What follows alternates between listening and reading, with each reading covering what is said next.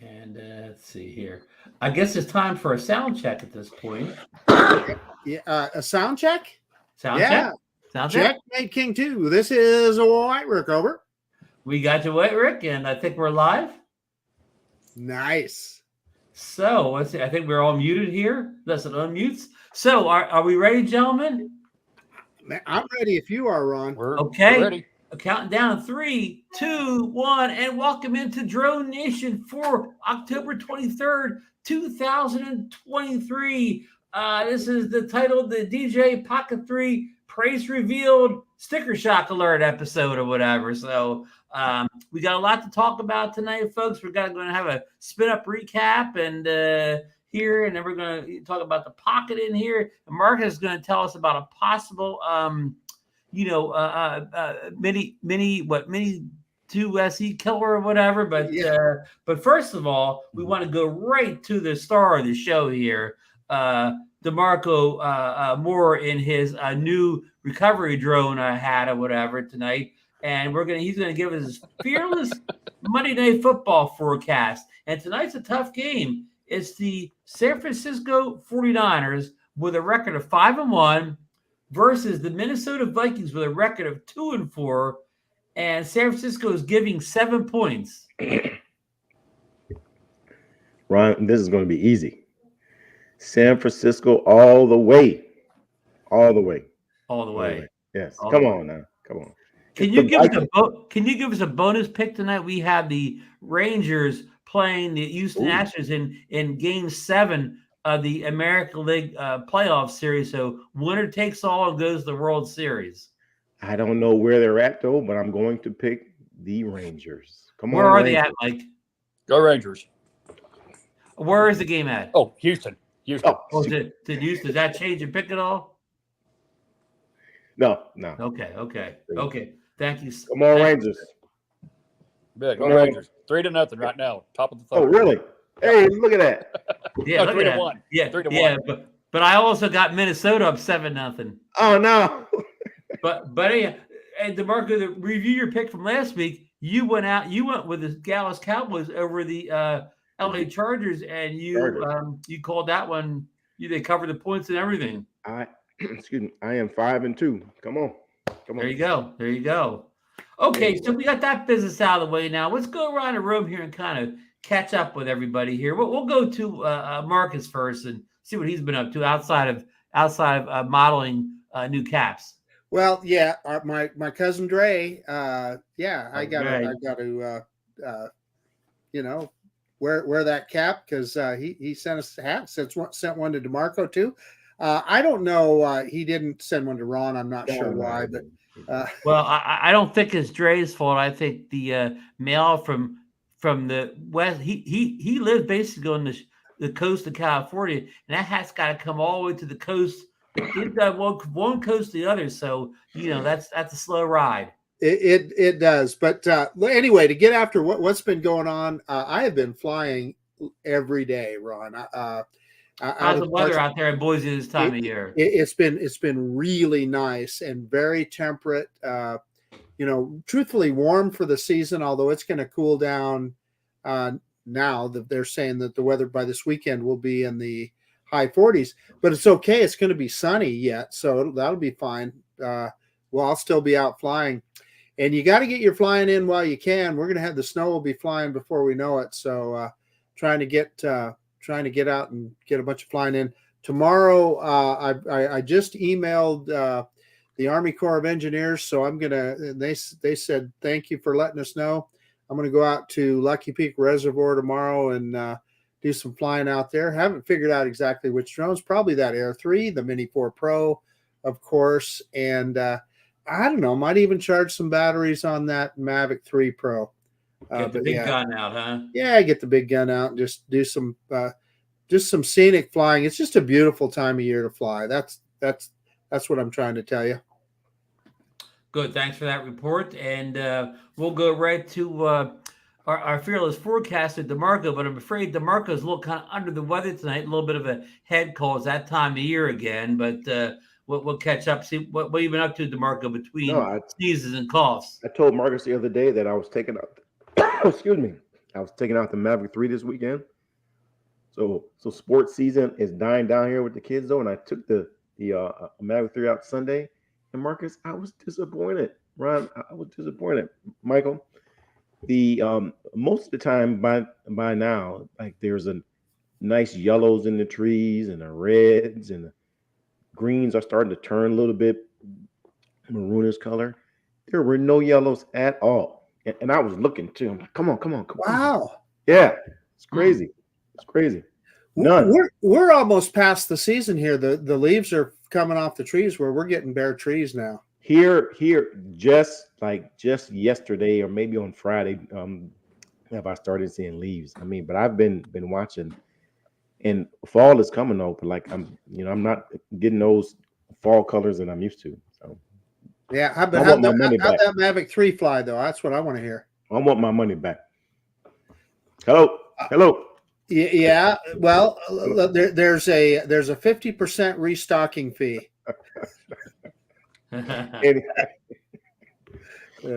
DeMarco, did you get better fall colors up in the Chicago area? Yes. Well, the best were in Michigan. I mean, I wasn't flying there, but the colors there are off the chain. They're great. I know our friend John Flynn's posted some good fall. Well, yeah. Well, here I tell you that. Like we actually live in the same town in Michigan. So Western Michigan. Mm-hmm. Yeah, John has been putting up some amazing stuff, hasn't he? We gotta get that man back on the show again. Yeah. Well, he's too busy out flying those fall colors that come on the show, but we'll get him back on. He's a flying maniac, and he flies in those no drone zones. I've seen the pictures. Yeah. John, you outlaw. It's there he is, right there. He's retired. Oh, yeah. Media. He's lurking. Uh-huh.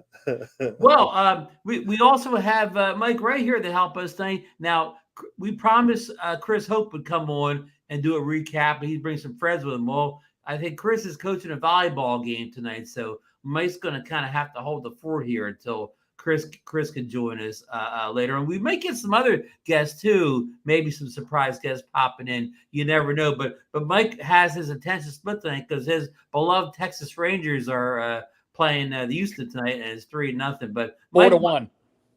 Uh-oh. Go ahead. Bad news. So, but Mike, let's catch up with you. Besides going to SpinUp, what else have you been up to?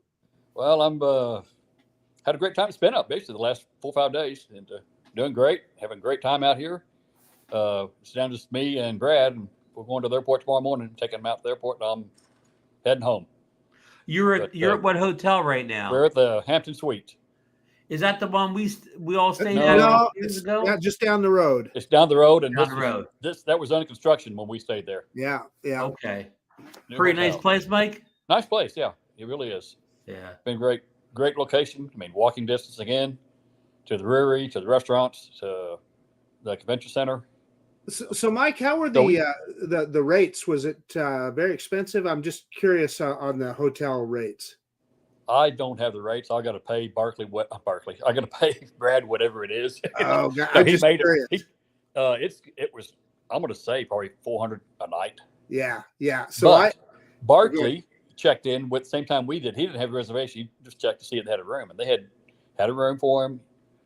He stayed here 2 nights, and he paid. I don't know. I think it was under $200 a night, or right around $225 a night, or something like that. Well, he got the Barkley discount though, and we paid he double got the that, Barkley basically. discount. Yeah. So just coincidentally, Mike, when Kelly first announced SpinUp, right. One of the first things I did is I went to the Hampton Inn website just to check their website. And you know what it said at that time? It said sold out. You couldn't even get a room at that hotel that you're at. So, and they've had flexible rates. They've had flexible rates. I don't know if Marcus Viewers involved know about this, but like in the sports lots, the rates vary from week to week, day based on popularity. Right.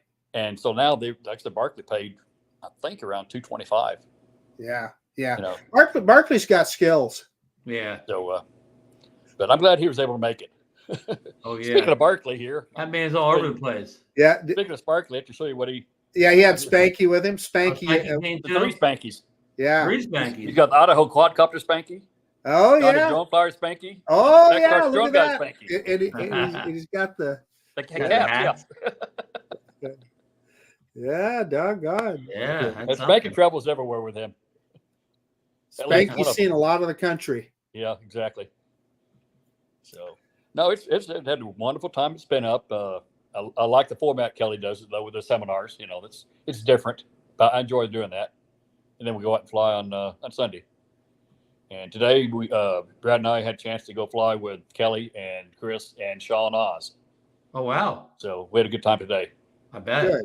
So, I got to see. I watched Rodney Bell's. He got to fly the new Tiny Hawk out that field that we flew it 2 years ago. I recognized the field. The right. like the what do you call those fields? The AA field or It's an AMA, American AMA field? Yeah, Modeling yeah. Association. And we were out Old Settlers Park. The Old Settlers. Yeah, yeah. Oh, that's yeah. That's a neat park. It Yeah. was a new park. Yeah. Yeah. We were there And that yesterday. Rodney Bell, he's a heck of an FPV pilot, huh? Oh, he is. He is. Yeah. And, we had to fly. We flew at the hotel here several times, evenings.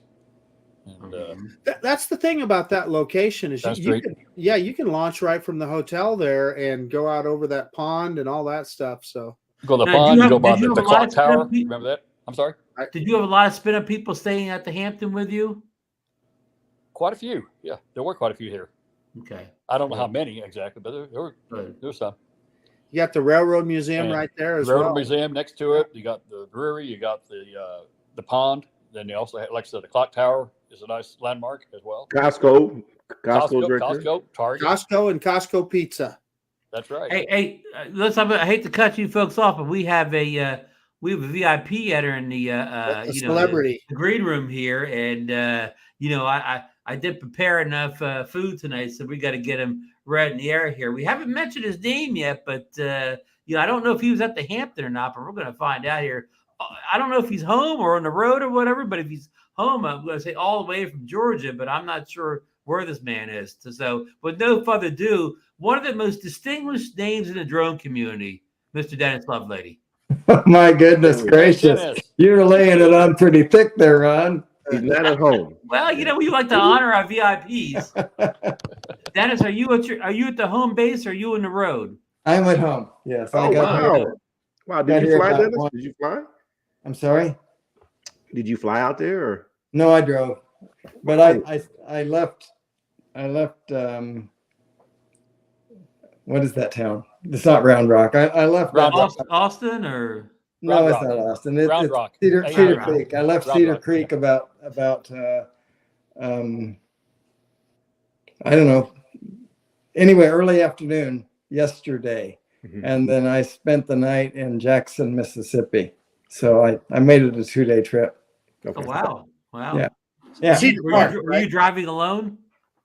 I was supposed to have Al Duran with me, but he decided last minute that he wasn't up to it. So To make it, yeah.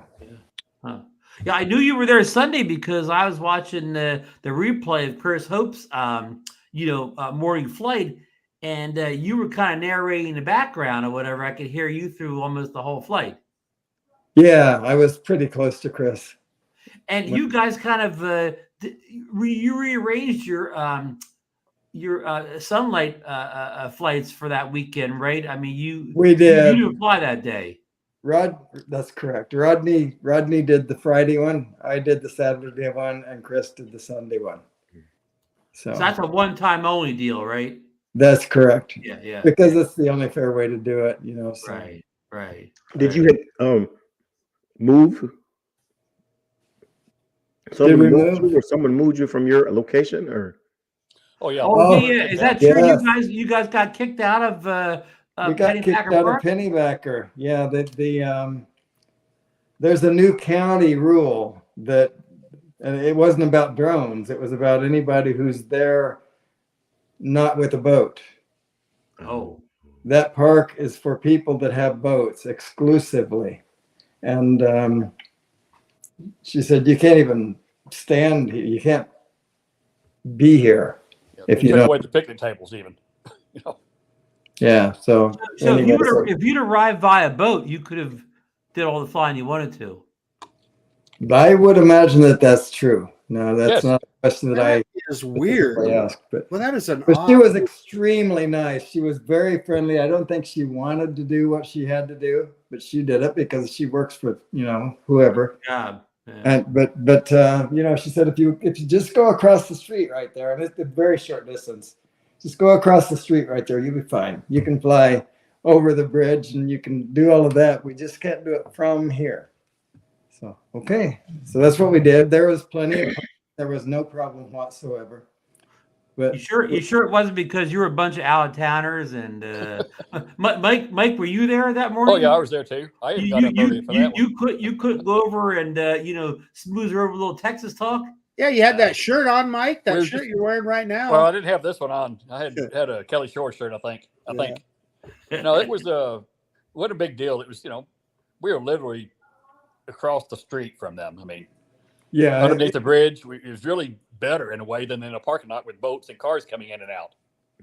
it was. Yeah, it was. Yeah, it was more comfortable, I think. And Except the other location had those nice porta pots close by. Well, we could probably still walked over to the porta potty if they wouldn't have noticed if we needed. yeah, I would imagine. I don't think they'd kick you out for that. I don't know. But she was very nice. Like I said, she really was. Yep. Just that's the rule, and she was enforcing it. Hey, it wouldn't be a good drone meetup without getting kicked out of someplace, right? That's true. That's true. That Yeah. Now, Well, that's the rule, but it was some clouds that morning though when Chris took off, right? Kind of overcast.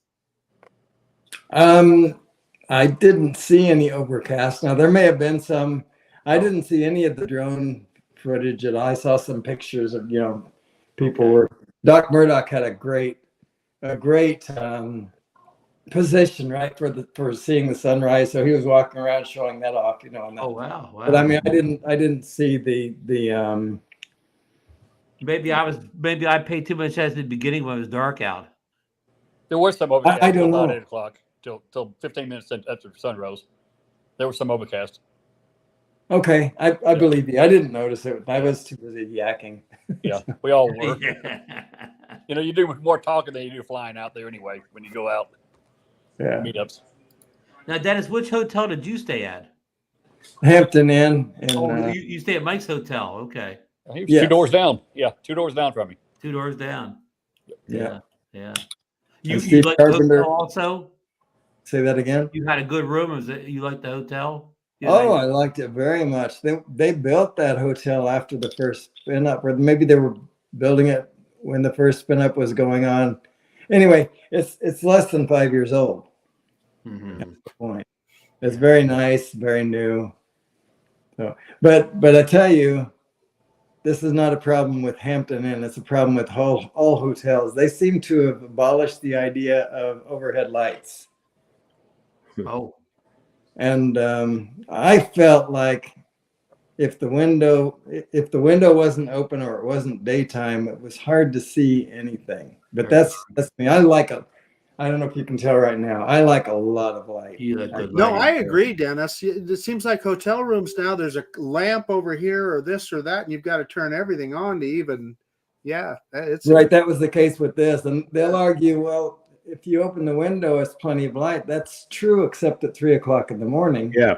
It doesn't apply anymore, so. Oh well, I'm not a complainer. Anyway, that was my one complaint. Other than that, I thought that room was fantastic. It was good. Yeah. Did you see Lon's comment? No. I missed it. Well, I don't know if Ron will put it up or not. I'll get to it. Okay. So any Anyway.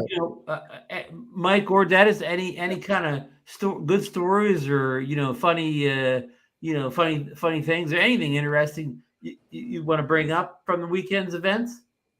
Well, I'd heard that Ken Herron, he didn't drive his cop car this time. He drove his Mazda.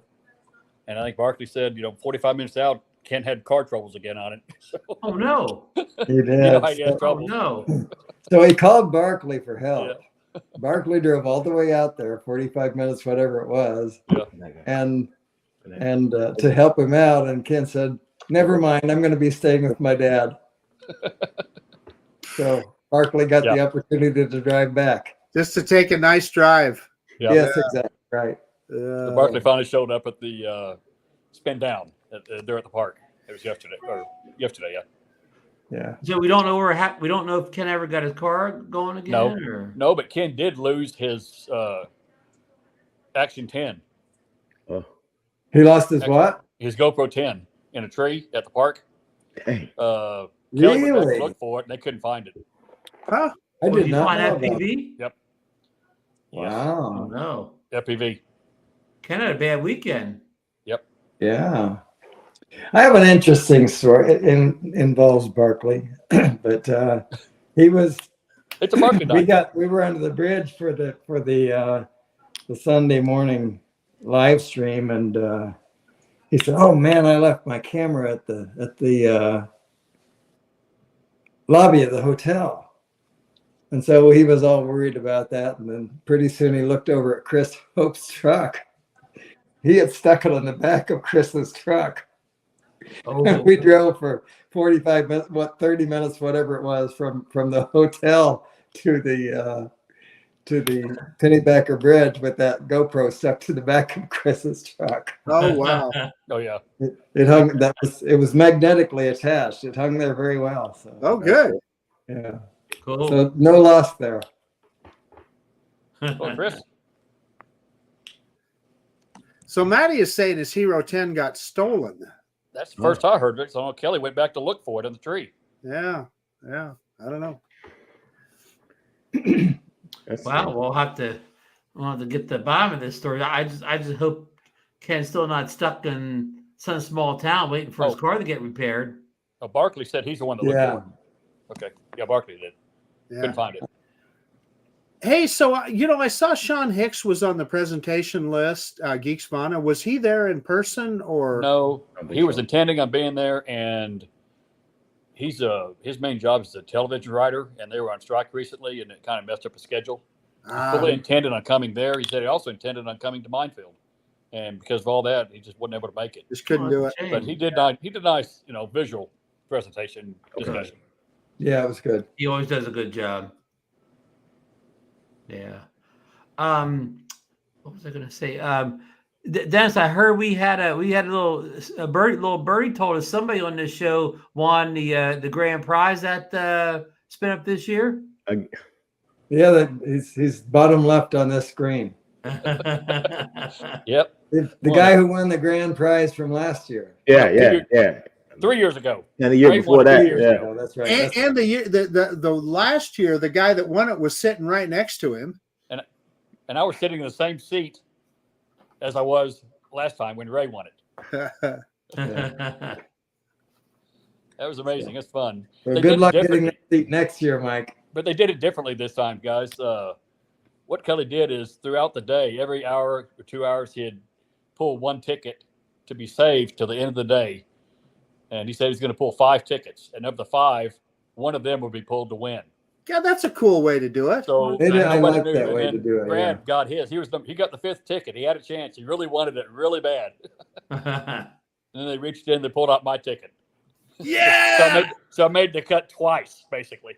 You heard that Chris Hope won a drone there too, right? He won. No, they gave it to him. A little birdie told me Chris Hope did win a drone. Yeah, it was donated to Chris. It was donated. That's the better. An anonymous donator who most of us know who he is, but just said give this to Chris Hope for all of the work he's been doing with 2 Minutes of Hope and the community and so forth. So Chris a drone philanthropist, huh? I can't say. He now has a Mini 4 Pro screen with the Flymore. Wow. Kit. Okay. I know Chris has been thinking about upgrading from the Mini 1, so you can't beat the Mini 4 Pro when it comes to minis. Yeah. Now, I heard Chris also made another knife for the event.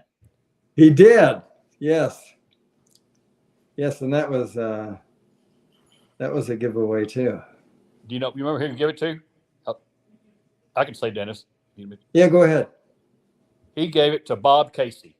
Yeah. Big Bob Casey. Nice. Being a great I member of the wasn't sure community. if Bob knew it or not yet. So I'm sure Bob knows it. yeah. Oh, that's wonderful. That's Yeah. nice. Yep. Very nice for both of them. Chris does makes a wonderful knife as well. I mean, it's amazing. Now I heard our good friend Sean Oz made one of the presentations also. He did. did. And he did an excellent presentation. He wasn't nervous or anything. We joked about that, how he was last time. He rented a really cool car. I know That was my goodness. Wrap around console, and I didn't ride in. I saw. Yeah, it he had the inside it. That's the convertible version. Yeah. What Oh, kind of nice. car was it, Marcus? A C8 Corvette, Oh, really? a red one. Yeah, Oh, yeah. wow. Mine's blue. Yeah, You want to see it? Yes. I did see the pictures. Yeah. There you go. It's an amazing vehicle. They are a lot of fun. Trust me on that. Did you get to drive it, Dennis? No. So Mike, I didn't take you for a ride when you were down here. No, you didn't. I'll be Oh damned. boy. You should have tuned No, in. that's Well, That's not we had a fast enough situation for that came me. up about illness and so forth. You ended up, and That's true. We had other things going on, didn't we? we had other things came up. We probably would have done that. I was there another couple of days, but I was out as well. Sick. Yeah. He's That's taking amazing care car. of Well, this that down looked here. beautiful in that, especially in that red. Those Yeah. are fun cars. Trust me. You didn't. So you didn't put Mike in the back seat of your C8, huh? When he was out in Boise. I did. Well, there's no back seat in there. The back seat would be laying on top of the engine. I don't probably. think that'd be a comfortable spot. Yeah, it wouldn't be very comfortable. Yeah, thanks, Yeah. Dennis. Yeah. Oh, I got a spoiler on the back of mine. Oh boy. Yours That is is a special. tiny spoiler on the back of it. Hey, if you went, Marcus, Sean could have pulled up in that thing, and everybody had been looking, and you could pull right up behind him. You can just see the spoiler on that. Yeah, it's got the little. That's Okay. the little factory one. Yeah. I thought Sean usually gets a Mustang convertible or something. Or a vet. Or a vet. Yeah, he had a varies. vet when he was in California, and then this time, yeah, might as well. He's doing it in style. He called me up, we had a text conversation when he was in California. I was telling him how to put it in launch mode. Oh, okay. I think he knows now. What I've heard. Yeah. Hey, I see we got our friend Bob Casey out there in the chats. Congrats to Bob's Congratulations, Bob. WNBA Yeah. Aces. They won the championship over the New York team just recently. And I'm sorry that Bob. you couldn't make it there, Bob. And I'm sorry to hear why. And Bob will be leaving for an African a trip to the African continent pretty soon. So Bob Bob Dempsey? Bob Dempsey. Bob Yes. Dempsey. Oh, okay. Yeah. I we don't know got a about Bob Dempsey. Casey. Maybe he's going too. Yeah, At we least got he a has Bob that good Dempsey. knife if he goes. So Barkley saying it was a GoPro. Yeah, GoPro 10. And Johnny's confused. He thought I was saying lunch mode, and so he was getting hungry. That is important. Whoops, I might have messed you up there, Ron. Sorry. Oh no, you go right ahead. I'm just kind of. I know I'm a million miles behind here. Yeah, no worries. No worries. So, yeah, and I saw Joe Blaylock. He put 2 videos up where he kind of did fly-throughs, FPV fly-throughs of the event, and they were good videos. I saw Doc Murdoch went live, one day, a kind of like a pre-event things. I saw a couple things. Knew most of the folks there. Did you guys meet anybody new this year that you hadn't met at previous meetups? I did. I got to meet Brent. Ate more possum. Okay. Oh, wow. yeah. I've Me never met too. him. Brent's never been before. Wow. And there was another one person I know. How about Richard and Dunn? Richard, the local guy. Richard, the local guy, the teacher, the There's instructor a local for guy FPV. that's head of the Georgetown AMA. Right, He's involved in drones as well, heavily. right. And And Don is one of his students. He's a 21-year-old semi-expert with flying drones, but although he's very new at it, he's very, very good at what he does. So there's another guy named Devin. He was there with his little son. Young right, he was interested in the drones, and he's part of the AMA in Georgetown. There's another guy of our community, though, that I can't remember who was there that I hadn't met before. I hadn't met Ben T. Oh, I Ben had met T. Ben Cartwright. The Ben T. I know. Benjamin. Oh yeah, I had met Ben T. That's right. I'm sorry. I saw him again. I had not met Ben Cartwright. Ben Cartwright, and he lives in Fort Worth. And I've chatted with him numerous times on chats, but I've never had a chance to get together with and fly with him. Probably 20 miles from him or less, probably 15 miles. Oh yeah, right? I got to meet Ben. Well, he's living in Fort Worth. He's a Australian native. Okay. Yes. But he lives in Fort Worth. And I think he's I think American Airline. He's an airline pilot. Oh, okay. I did not know I got a that. chance to meet him as well. An Those are airline the two that I pilot met flies in our drones. community I haven't met before. Oh, Mike, we know you get around. Oh, you think so? And that's a good thing. Yeah, it really is. Had a great time. Yeah. How was the weather this year at SpinUp? It was. Beautiful. Some people would say it was warm. I loved it. But It was 90 degrees. got That up was into perfect. the 90s. But I like that kind of weather. But yeah, it might have been a little warm for some people. But it's been warm. It's been a lot warmer this year, and I really enjoyed the 90-degree this weekend. It's much cooler than it's been 2 weeks ago, even. Well, the And SpinUp. we had a little rain this afternoon, off and on.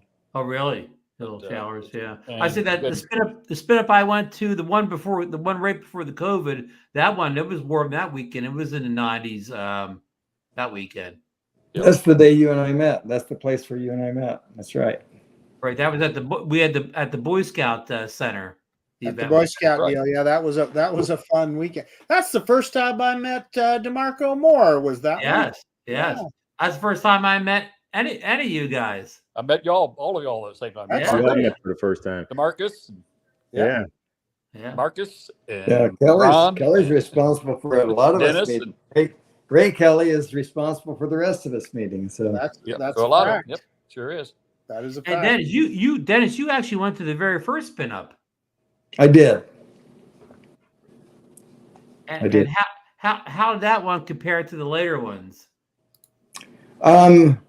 DJI had a bigger presence in the first one. Okay. With DJI, a lot of our.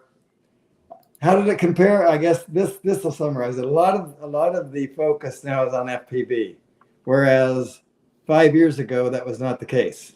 Yeah, it was more camera drones. That's Yeah, true. And I think that summarizes all of the differences have to do with that fact. I think, Yeah. So there's a huge change of focus. People are losing interest. It seems to be true in camera drone footage, right? And so for those who do FPV, I'm not one of them, but I guess I'm soon to be. Yeah, You won FPV drone? I did. Congrats. that was one considered one of the top prizes, right behind the. Is that one of those tiny hawks? It is. Yeah, I haven't decided how I'm going to unwrap it yet.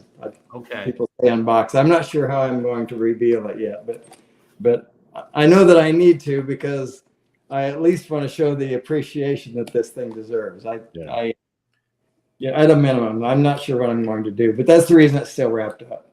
Now, Dennis, don't you start flying FPV and give up the camera drones like so many people do. Yeah, I don't. We'll see. Nobody can predict the future, including me. So our other winner of that EMAX as well, good friend of ours. yeah, I'm trying to think. Captain Ray Kelly. Ray He won the couldn't other make it EMAX. because of his back. He wasn't able to make it because of his back, but we He still still honored has the ticket. tickets. He still has ticket in there. And his ticket. Yeah. Yep. Well, we've been trying to get Ray to fly more FPV, so maybe this will spur him on. Tell you I what, talked to him. He said he has I'll to make now. him a good deal on my Avata. You giving up on it, Marcus? You know what? I'm not giving up on it at all, Mike. But I'm it's not my forte.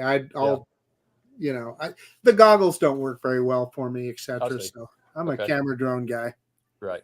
Yeah. Well, I know. Well, I know that, yeah, everybody and that's one. what I was, you know, those who fly FPV, they tend to get bored with the camera. There's not as much excitement with the camera drones. That's very true. Or if it's exciting, that's not a good thing, right? if that gets exciting, then you're not in a good situation. So. Yeah, I mean, Dennis, just my here. I'm like Marcus. I'm kind of a dyed-in-the-wool camera guy, but you know, I have the little Avata, and really, you know, because that drone's it's so sophisticated. I really fly it like it's a camera drone. I basically fly like a camera drone, but I have goggles on or whatever. I still kind of get the same footage, but I get lower. It just allows me to get lower to the ground than I do. But I don't go through things. I don't do barrel rolls or whatever. I just fly like a camera drone, but I do it maybe, you know, 5 to 10 feet off the ground instead of 100 feet off the ground. Yeah, Go ahead, Mike. Manual, correct, Ron? Pardon? You haven't flown manual mode yet. No, and I mean, You can't do it with the motion control. Well, I have both controllers. Well, yeah, today. Sean tried to teach me as well as Brad. That's all I'm going to say about it. Sean's going to be putting together a little video about learning how to fly manual with the Avata. And did you break anything, Mike? I'm sorry? Did you break anything, Mike? I didn't break anything. So let me say this about the Avata, and I want to agree with what Ron said. The way I look at the Avata is it's another tool in my toolbox.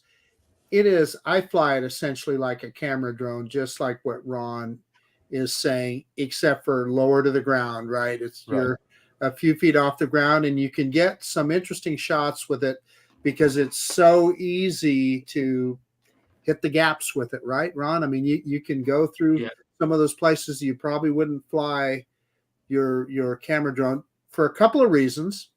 One, you've got those ducted props that I don't know if it makes you more brave or whatever, but you see people hit things and it doesn't seem to hurt it.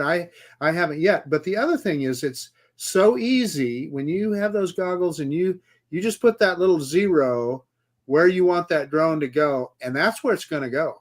It's going to go right where that little 0 is. So, you know. That's way I've been flying it all along. I enjoy it. I have a great time with that. But Sean really thinks I need to learn manual and give it a shot. I'm going to try. What I think Ron does that I think is really cool is he'll combine his Avata video with his other camera drone videos. He might be flying over, you know, by one of the piers or something. Hey, he'll be above it with his camera drone, and then he'll go down below it with the Avata. So I think that. And the video quality looks close enough that you can mix and match. Like I matched it many times with the Mini 3 Pro, and it kind of looks like it's coming off the same camera. So to the layman who's just watching the video, he doesn't even know that I switched drones. Exactly. Right. You're right.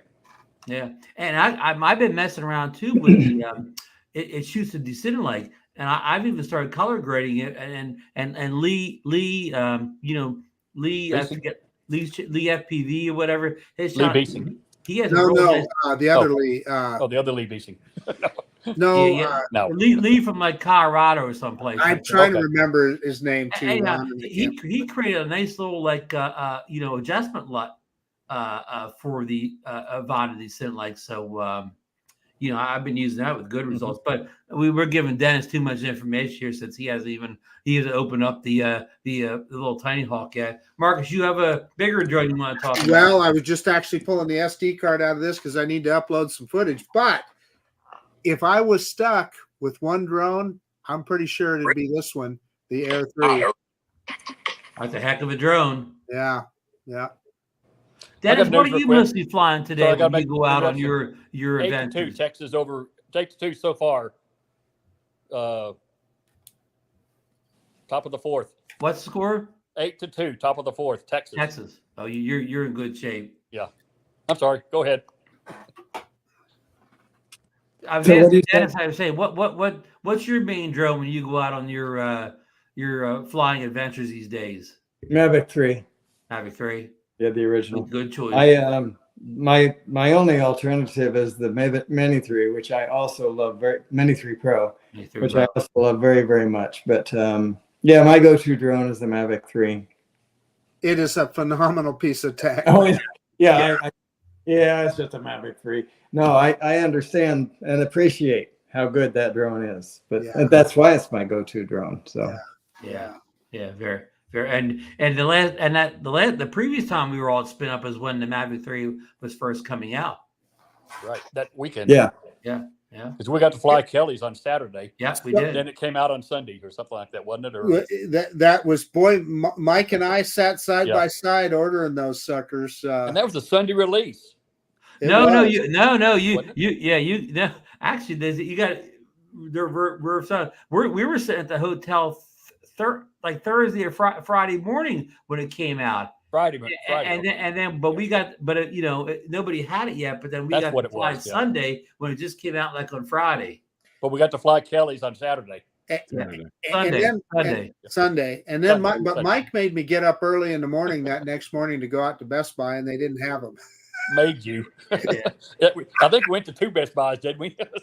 We did. I think we hit a couple of them. Yeah. No, I even remember more. No, it came out Thursday. We sat in the lobby. It came out like something like 9 o'clock or 10 o'clock at night. Remember, it was an odd time, and That's right, because we ended up Best Buy Friday morning. Order online, but you guys tried to order it and then go get it anyways and just cancel your online. Well, that's what I ordered from the mothership. I can't remember. Did you? Is that what you did? I ordered Best Buy because it had delivered at home when I got home. So you know what?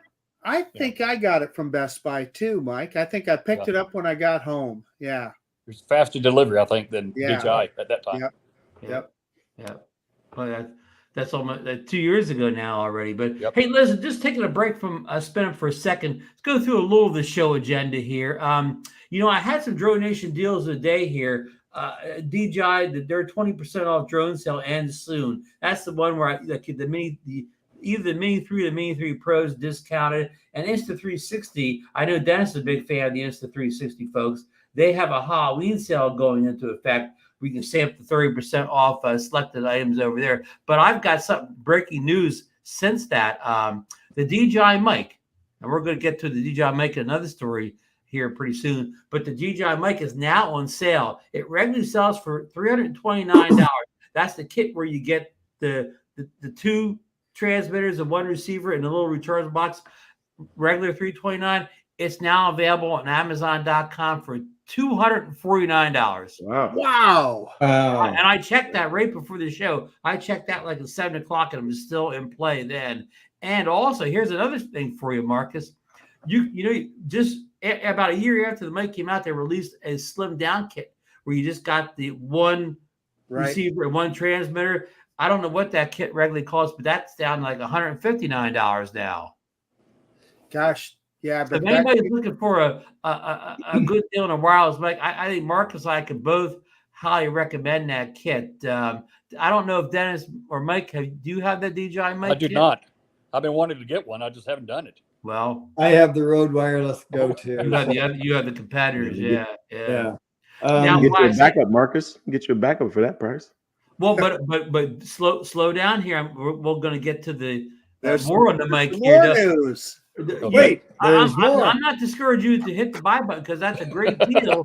but you may want to think about this later on. I'm going to skip right down that story. So we're going to get to the Pocket 3 in a couple minutes. But along with the Pocket 3, a new DJI wireless mic hit the FCC database, and a lot of people think that's just the mic that's come along with the Creator Combo with the Pocket 3. But other folks think it's not. Other folks think it's a whole nother mic coming out. So there's a lot of confusion on that. So could DJI lower this price because they're about to come out with the DJI Mic 2? Well, that's typically what they do. So yeah, that tells us that there's something going on for sure. That said, to me, a microphone system is not like a new drone. It's not like a must-have, right? I mean, the old, just like Dennis is saying, he's got the Rode mic system. Hey, it works for you. Why are you going to do something else? And that's how I feel about the current DJI mic system. Whatever that new system, it better be pretty magical, right? I mean, it would have to make me sound like a radio DJ or whatever. There you go. Or whatever. Yeah. Somebody's asking. Well, Warren say, Dennis, did you get the you sung at the SpinUp event, didn't you? Oh, I sung. I didn't finish the song. I sung so badly. I put myself out there, and sometimes it doesn't work, and it just didn't work. So Ray kindly ended that early, right? And I appreciate that he did that, because I was falling apart. But it was a song that I wrote half of it. Kelly wrote the other half of it, and I had only seen the lyrics. I had never tried to. I mean, he gave them to me by email, or by instant message rather, on that morning. And I had no chance to sit down and say, okay, here's what it sounds like. Here's how I need to sing it. I just said, I looked at the words and thought I knew. I didn't, right? So it didn't work. but there are actually 2 new SpinUp songs, and I'm sure that you'll be hearing them soon. Just you got a recorded version. Not from that. I hope that you never hear what I did at that. From the we'll call that like you have to get that off the bootleg series of discs. And I'm not being humble. I'm very embarrassed by what I did there. Hey, everybody! Hey, it's hard to. Oh yeah, it's part of the deal. You don't know how hard needed it. I know how hard it is to perform anything live. But yeah. Anyway, yes, there are 2 new SpinUp songs. Good. Hey, Mike, Andrew has a question for you in the chat. Andrew says, Mike, are you in Texas still? I'm still in Texas. Well, you would still be in Texas even if you were home. Even if you're home, you're in Texas. I guess what he's trying to ask, are you still in? No reason are you still in Cedar Grove? Except for meetups. Yeah, but you're still in Cedar Park. Cedar Park, yeah. No, I'm a native Texan. I'm going to stay a Texan. Hey, listen, our good friend Lauren's is he dropping a hint here, Lauren? He says, speaking of FPV, everyone ready for the next Nevada? Holy cow. I'm just learning the one I have now. They're gonna mini for us. Well, one thing we know about DJI is they do not stop. They just keep coming, right? Keep going. Yeah. Okay, back to the agenda here. We covered the deal today. Okay, here we're gonna jump ship here to Marcus here. This is Dennis, and you probably haven't seen it. Every once in a while we put Marcus on the hot seat. Oh, cool. Hot seat. And tonight we're talking about the Potensic Atom drone. Is a very impressive new budget price mini drone.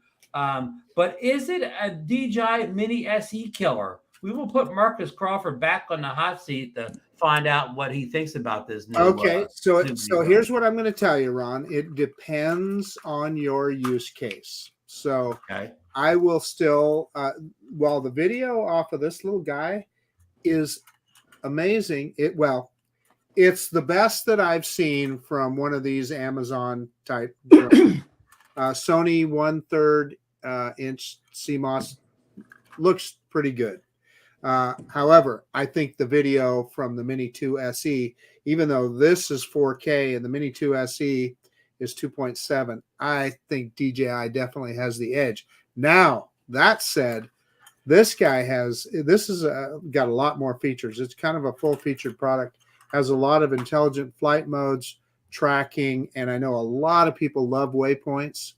I've tried them all. They all work very well on the little drone. So the only downside to this guy has been a crooked horizon. I've been working with the people at Potensic, and they say they got a firmware fix in the works for that. So we'll see. Now, that said, the horizon was very crooked. It wasn't just a little bit crooked. It was way off, flying in normal mode and sport mode, but it also has what they call video mode, which is the slow mode. It flies 12 meters per second, which is about 15 miles an hour in that mode. The horizon was perfect as long as I stayed in that slow mode. It was just in the faster modes that it had the issue. So, but they say they're going to fix it. They say they got something going on. So we'll see. How's it fly, Marcus? Flies great. In fact, the flight controls are quite good. In fact, I'll go this far. On those little budget style drones, it's the best I've ever flown. Oh, Flight wow. controls wise, yeah. Wow. What do you say? How do you always say that? It's the best. It's the best drone I've ever flown. The best budget drone I've ever flown. Yeah, that's what I'm going to say. The best quote budget drone. Let's call it cheap. The best cheap drone I've ever flown. Felt like it is. Huh? But however, it's a pretty good product. So listen, very few of these products that I get sent can I recommend. Very, very few. This is one I would have no qualms recommending to somebody if they're just starting out. Fly More kit is $400. That's 3 batteries. It even includes a charger. DJI doesn't give you a charger anymore. So yeah, it even included the micro SD card came with it as well. So yeah, I'm still looking for my mini 4 Pro charger. Yeah. I'm still looking for that thing. Yeah. Along with the ND filters. Listen, I don't want to. No illusions. This is not a DJI drone, and it's not even. Yeah, it's just not in the same ballpark, but it is a good product. Thank you so much for that. Our good friend Bob Dempsey wants to know if Best Buy will have the Pocket 3 in stock. And we don't know that information, but tune in. This is a good opportunity to commercial. Tune in Wednesday morning, 9 a.m. Eastern Standard Time for the DroneNation Pocket 3 launch special. And at that point, we'll scour the internets and have our agents out in the field, and we'll determine whether the Pocket 3 can be had at your local Best Buy. The big question is, will Ron Brown hit that buy button on the air? Is it possible? The question is, does Ron Brown have one in his pocket right now? A pocket in my pocket. There you go. Yeah. Pocket in my pocket. We're gonna start that low chant for Ron. Folks, we put a poll up on the DroneNation Facebook group where we poll you whether you're gonna, upgrade to the Pocket 3, maybe get a Pocket for the first time, maybe wait for the Pocket 4 or whatever. So go over and check out that poll and please vote, and we'll read the maybe some of the results of that poll off on Wednesday. But let's get to kind of one of the big stories here the week for moving moments. That's what DJI is using for the tagline for this event Wednesday, for moving moments. So maybe you read something at it. You can see like a couple people like in the what do you call it, the lens or whatever, camera lens. So it's on 10/25/23, 9 a.m. Eastern Standard Time. It's almost here now. And we've been getting a lot more information from our good friend Igor over Twitter's, now known as X. Igor. Days. Igor and his brother Igor, they both do good work. And we finally got our price leaks on a Pocket 3 from Igor over the weekend. And the price points came in a little bit higher than most people were hoping for. Now, according to Igor, I'm not saying this is going to be the exact price or this is accurate, but it's what Igor said. He said for just a Pocket 3, the standard kit, $531. Now, that is a price bump from $349 for the Pocket 2. And the DJI Creator Combo, the one where you get everything, including the wireless mic, $676, folks. Now, I did say $676, and that previous combo was $499. So a little bit of a price bump this time around. I'm going to go right to Dennis Lovelady, because we haven't had Dennis on the show in a long time. Dennis, are you a fan of the DJI Pocket series of cameras? I have the Pocket. I have the original Pocket. I don't have the Pocket 2. Okay. Because for one thing, I'm retired, right? That put a big change in my spending habits, if you will. Understand. But because fixed income is fixed income. You don't get bonus from the Social Security Administration for some strange reason. No. I know. What have you done for us lately, right? But no, because I'm an Insta360 guy. That's what I've chosen to stick with. Pretty much. Right. I want to say, by the way, since I mentioned Insta360 and since you mentioned the price, Costco does have the Insta360 X3 right now for, I think, $449, which I believe is $50 less than you would pay for it otherwise. Okay, and that may be equivalent to what the Halloween sale is, because usually you don't get deep discounts from Insta360 on these sales. No. If you buy from them, they'll ship for free if it's over an outrageous price. And Everything else costs you $12 to ship, but that's about the only discount you get from an Insta360. So that it's a deal, you know. Yeah, and unlike DJI, Insta360 doesn't like release something new every time you turn around. So you get like at least 2 years between these releases. Typically, yeah. The X2 to X3 was a couple of years. Which is The kind of nice. Go2 to Go3 was a couple of years. What's the latest one? What is that one? The latest 360 camera from Insta360 is the X3, and the one right before that was the RS 1-inch. Yes. Those are similar, but not competition for one another. Right. The 1-inch is a much bigger unit, right? It's kind of a professional. It's not waterproof, and there are some differences. It's not really a pocket camera anymore, right? No. If you want to see one, I have one here, but it's. Well, I'll show you the difference in size and stuff. Boy, he's going. Lon's announcing new DJI mic came out soon. So before you grab my $249 selling the old one, maybe you should wait. I believe I saw that correctly at $449. So this is the RS 1-inch right here, and this is compare it with the X3, right? Yeah, this is the X3 here. Yeah. Now both of these have stuff on here, right? That's more than you're seeing more than just mics and everything on there. Yeah. Basically, you can see that the RS thickness, which is this one, is much thicker than the and heavier than the X3, which is this one. But the 1-inch sensor, of course, gives you better low light performance and so on. But basically, they're both the same. They're similar resolution. I think. I don't remember the numbers. I'm not a numbers guy. I used to be a numbers guy, but anyway, that being said, which one do you take out in the field more with you?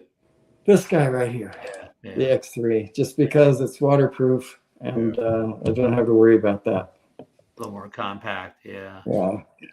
It's the one that has the invisible stick there, right? That you can't see that stick in the video. You cannot, nor can you see this microphone, this huge, ugly microphone out here to the left. And that's, by the way, that is the Rode 2 that I talked about. Right. So it's just a more compact kit. I don't know. Thanks for showing that. And now, that being said, does the prospect of a Pocket 3 with a 1-inch sensor, does that kind of get you excited a little bit for the with a 1-inch sensor? Yeah, with the increase in the quality. That should be a nice camera. I'm not looking for a new $700 camera. Yeah, it should be nice for that price, right? Should be, yeah. Well, that's in the ballpark of the price of this, by the way. So it's not outrageously higher than that. But on the other hand, you're not going to do 360 with it either. Yeah. Here we go.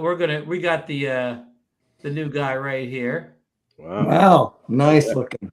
And that's of course, that's the wireless mic that comes with it. Now, the previous one had a wireless mic also. This one looks like it's redesigned. It looks like it's kind of translucent in the front or whatever.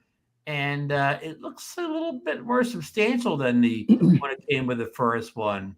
I have a feeling what you're looking at there, though, is probably 3 attachments that are additional to the price. I have a feeling. I don't know anything about it. This is my first time to see it. But I would bet that that bottom portion between the tripod and the main body, that's probably an attachment. That's in the I think that only comes with the combo. Yeah. And we'll call if it comes with the combo, then that's in that price. We'll call that the do-it-all handle. I mean, they may not have a do-it-all handle this time, but in the first one, the do-it-all handle provided all your Wi-Fi and Bluetooth, mics and stuff like that. But I think the thing here that stands out for most of us is that that screen. The previous one had a 1-inch screen, and this doubles the size of 2, and it rotates. It also has 700 nits. Mike, are you a fan of the Pocket series cameras? I've never had a Pocket. Now, is this something that would interest you at all? Well, let's put it this way: the price doesn't make me interested. Okay. Yeah, yeah. Of course, I do have an early version of the Feiyu. The Yeah. very first Feiyu one that came out, but that was it. I'm interested in it, but I don't want to pay the $550 for it. Gotcha. I think it's priced a little bit too high myself. I think it will kind of slow sales up. We're going to go to Marcus Crawford and get his thoughts. Well, Ron and I have talked about this extensively. I think Mike and Dennis both. This is probably a more serious camera than the previous versions of the Pocket 3. I think is kind of one of the things about it. And of course, it's just like the drones, right? They keep packing more features and more things into them, and it makes them more expensive. But I'm kind of, I am attracted to it. I would love to have one, but I'm like Mike. It might just be a bridge too far. My little Action 2 and my DJI Mic system are working fine. That's what I was going to say. I love my Action 2. It's not that much bigger than this, the way I look at it. Right. Of course, your Mini 3 Pros were working fine too when you upgraded. No, you're right, Ron. No, Ron, you're spot on. No, I'm glad you said that, because that's absolutely true. Is we always have to be prepared to take that next step if you want that next leap in technology. I really like that bigger screen, that rotating screen. I think that's awesome. The 1-inch sensor is huge, but Ron knows it's all about your use case. And for me, this thing would sit on a tripod 90% of the time, and that mic system would be huge. The less time that I have to mess around setting up when I'm getting ready to shoot a video, I'll take that all day long. If I could just clip that mic on, stick the camera on the tripod, boom, I'm ready to go. I'm going to get another graphic up here. Let's see here.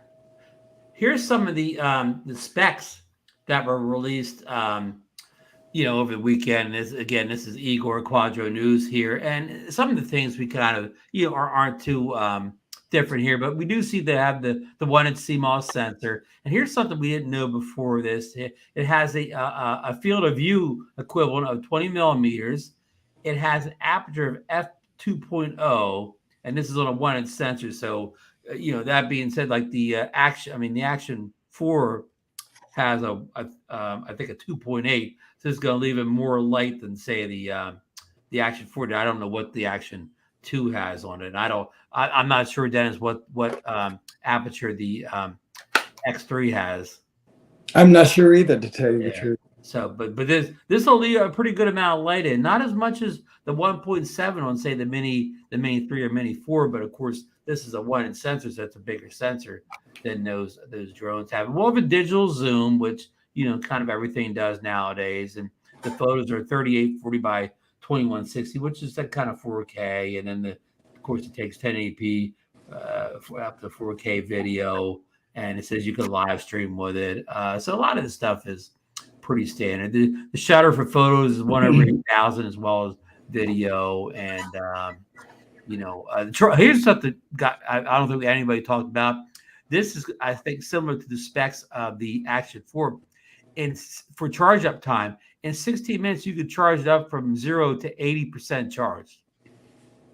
And that's huge. That's one of the bonus selling points of the Action 4, that you can charge up to 80% really fast, and 32 minutes to charge up to 100%. So, of course, that's in laboratory environment, says right here, and that's with a 65-watt PD charger. So, supports SD cards up to 512 gigabytes. And here's the important thing, Marcus, nobody talks about either. It comes in at 179 grams. So it is under 250 grams. You will not need to register it in the U.S. Yeah.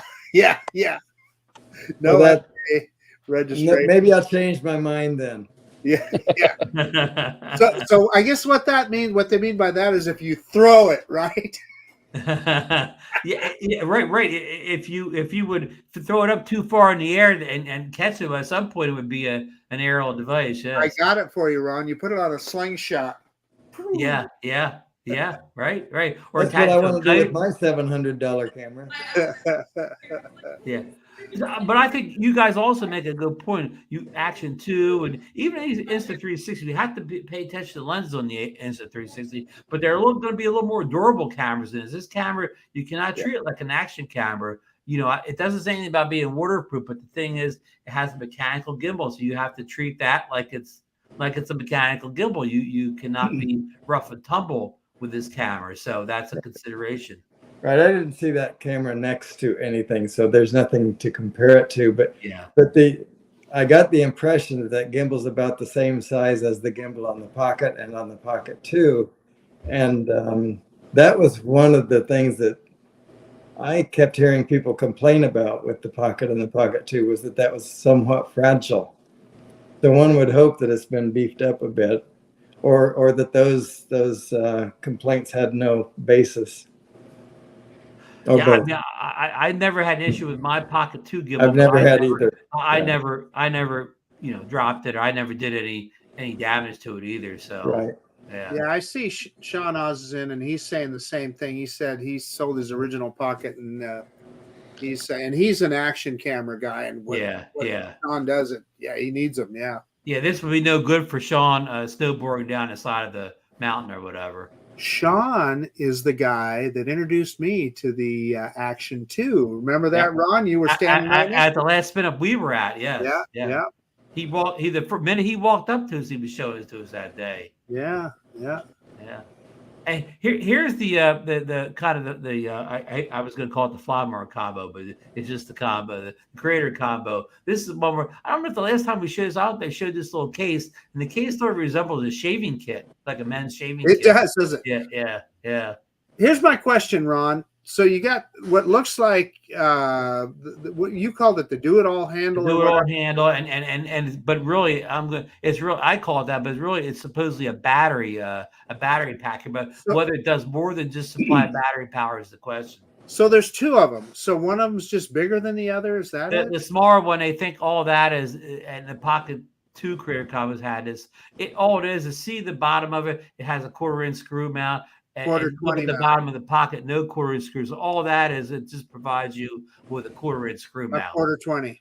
Yeah, which is said the Pocket 2 had the same exact thing. The big upgrade is the Pocket 2 Creator Combo had the worst tripod ever made associated with it. This one gets kind of more of a regular tripod with it, is shorty. Yeah, and Ron, did we ever determine what that little square is that says DJI? No, but when Young 360 did her thing on it, she called it a memory card too, but she didn't know either. She just said memory card, And then looks like a wide angle attachment. Which it's the same exact wide angle that came with the Pocket 2. It gives it a field of view, I think, of 15 meters. And we said according to the specs, the regular field of view is 20 meters, so this makes it 5 meters wider. And so, Ron, that other case, the one that's on the far right-hand side there, I presume that one is literally so you can stick the Pocket 3 in your pocket? Yeah, I believe, and the other one had sort of a similar case too. I think that's all it is. Yeah, you just put that in there, protects the gimbal when it's your pocket. But they have a bunch of accessories out already they have a black mist ND filter, Marcus. Do you have a black mist ND filter yet? You have every filter ever made. I don't even know what a black. I know you have a mist filter, but I don't know if you have a black mist. But you know what, Ron? I was looking at that mist filter that Freewell sent me for the Mini 4 Pro, and I'm telling you, you look through the thing and it looks like snow in there or something. So I can't wait to try that one out. I want to put it on there and give it a go. Yeah. And Lon's saying here the Mike 2 has hit the database, which we mentioned that. So anyhow, am I getting anybody excited about the Pocket 2 here, Pocket 3 here? Probably not. I don't know. It looks like Sean Oz and Barkley are getting excited about Spanky. I don't know what's going on there. That must be an inside joke. Okay. Maybe a carrier. We don't want to know. We don't want to know. Spanky can misbehave on stations. Yeah. Now, Mike, you said you got to fly with Kelly and Sean today? Just kidding, Bert. had some lessons. He had a good time. Where'd you guys do your flying at today? Out at Sean's place. Sean's dad's place. Okay. And he lives near Austin? 50 minutes away. Just a hop, skip, and jump in Texas, right? Exactly. It's not that far.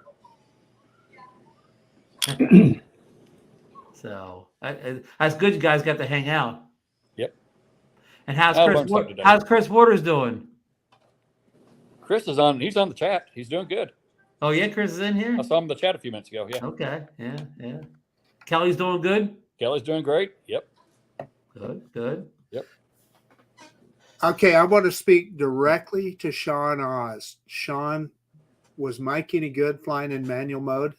Let us know. He can answer that during his presentation. Okay. You need to wait. I'm not saying anything about it. I'm sorry. I've been through Sean a link out here, but I know he used to work on Monday nights. I didn't, that's why I didn't throw him a link right. I got him just on look here. forward to Sean's presentation is what I said. I'm not letting anything out about it. Is Sean still in Texas or did he back in Colorado? He must still be in Texas. I believe he's still in Texas. Yeah. Oh no, wait, no. Sorry. I'm not sure. Well, if Mike just flew with him today, he probably still in Texas. The reason in the chat, that Ron. was Sean is in the chat. Yeah. But I mean, is he in the chat in Colorado or is he in the chat in Texas? As far as I know, he's in Texas. I don't know for sure. Yeah. Well, I'll let Sean speak for himself as he's in the chat. Yeah. Exactly. I'm so far behind the chat. He probably knows where he is. He may. I don't always know guessing. where I am, but he probably does. I'm at the age where I often don't know where I'm at. Yeah. Lots of times, Right. I'm at an undisclosed location. Yeah. Undisclosed because I can't remember what it is. Yeah, I can't remember where the heck I'm at. So. Sean just said he can jump in the chat if you want him in. I mean, jump on the screen. I'm going to send him a little. I'm going to send him. Marcus, talk about something while I send Sean a link. Yeah. Get that taken care of, Ron. Hey, I just saw Recovery Drone, my cousin Dre in the chat. Just wanted to, I put my hat on. Thank you, Dre. I appreciate that. Me at a loss for words doesn't happen very often, does it? It doesn't. You know what I feel like? I feel like Dennis when he was in the middle of that song. There you go. What were those lyrics again?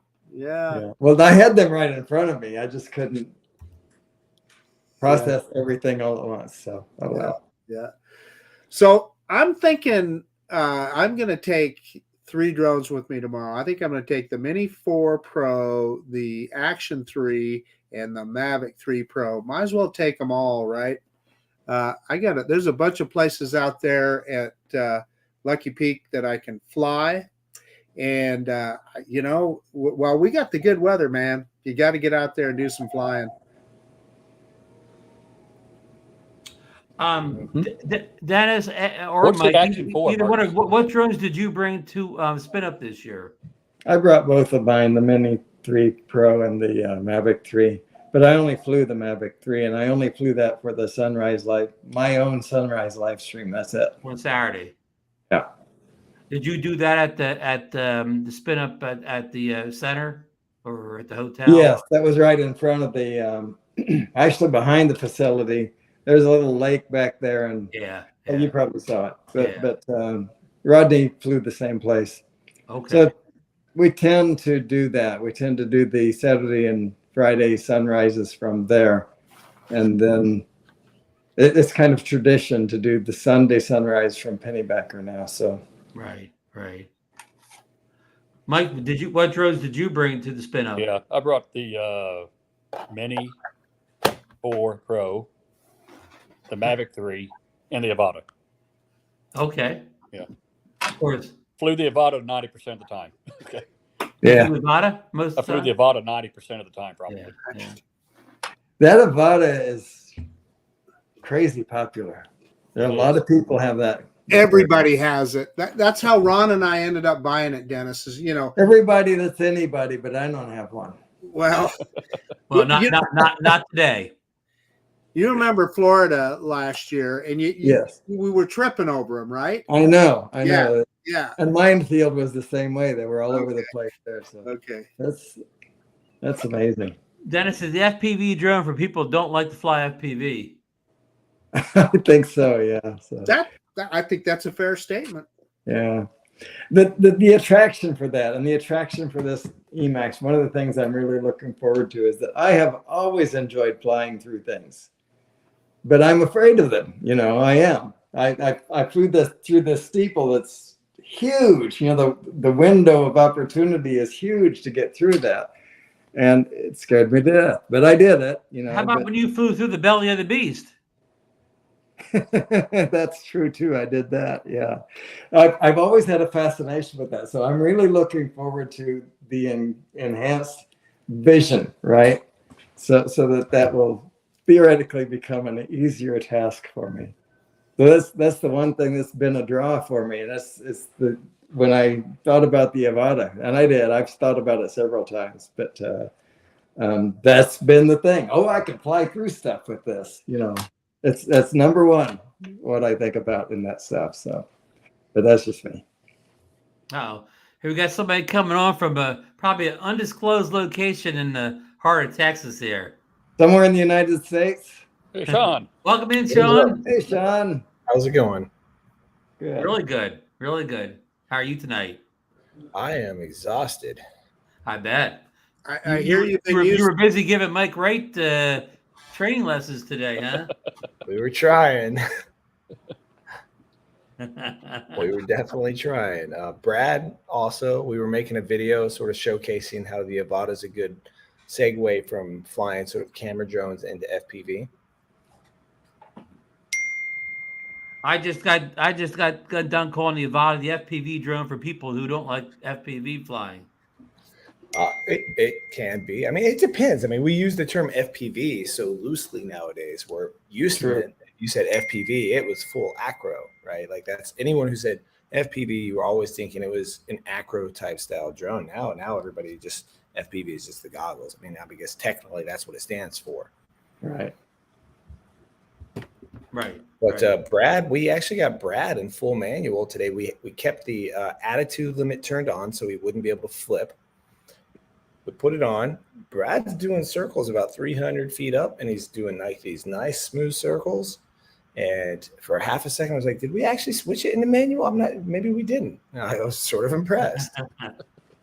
You maybe have to wait for the video to for Mike's there. Looking forward to it. That's okay. I don't care what you say. Cool. And you speaking of Brad, I remember the first time, I think was when he was in South Florida for the South Florida drone meetup. He went out with Ken Dono, and that was the first time he ever flew FPV at all. They had a video where they were out at some kind of both Brad and Mike were using the dildo stick, and they were doing great with that. But the dildo stick's only flying in normal mode and sports mode. Right. You don't get that crazy attitude. You can't really dive cliffs if you're flying somewhere with elevation, like even here where we were today, that has the hills of Austin. We were in hill country. And compared to the mountains that I fly in, they're small, but you still can up and down on that angle. And with it in normal and sport, you can't dive bomb them, and you also can't really climb them the same way either. I believe that was Marcus's. Marcus, that was one of your complaints with the Avata. You couldn't dive and stuff the way you could with your camera drones. I figured that out since then. No, that's weird. No, we're good. Okay, you should be able to even. I adjusted the rates on the little thumbstick, so that you could, Yeah, you can still go up and down the same as a camera drone. The Air 3 goes up and down faster than most of the other camera drones, but you get it in full manual and you can just fall out of the sky. It's like a rock. And you can do that on purpose, and you can actually let it fall, and you can still use your right stick to sort of correct the angle of the camera as it's falling and get shots you just can't get, like unless you're using some drone in acro. So what I want to know, Sean, is did you do any tracking of that Corvette, and how quickly could you lose the drone? No, I couldn't get anybody to. I tried to get Ed to come out this year to fly and follow the Corvette. Yeah. I couldn't really do it while I was driving. Right. But that would make a video, right? Yeah, that would have made a video. While I'm driving the Corvette. Crash the Corvette and a drone both at the same time. Oh man, the Corvette's so nice though, Marcus. Yeah. I tell you, if I leave the mountains ever, I'm buying one. I love that flipping Corvette. Launch mode, baby. It's wet outside now. It rained. I don't know. I broke free on dry roads. Yeah. Going 60 and then punching it, and it still was like, wow. Wow. I had Kelly when we all met up to go to the 360 bridge. I gave Kelly a ride in it. And we went down and just went away, and then U-turned. Nobody was in front. We were on 60 or so. And I was like, punch it, Joey. Punch it. How quick it's going to accelerate. I punched it. And he was like, dude, you're at 90 something already. And I was like, that's your exit. And I was like, oh shit. It's just like that. Thing was smooth. Yeah. Yeah. It's instant. It's fun. Yeah, it's a smooth car. And it's impressive that you can't really hear the engine.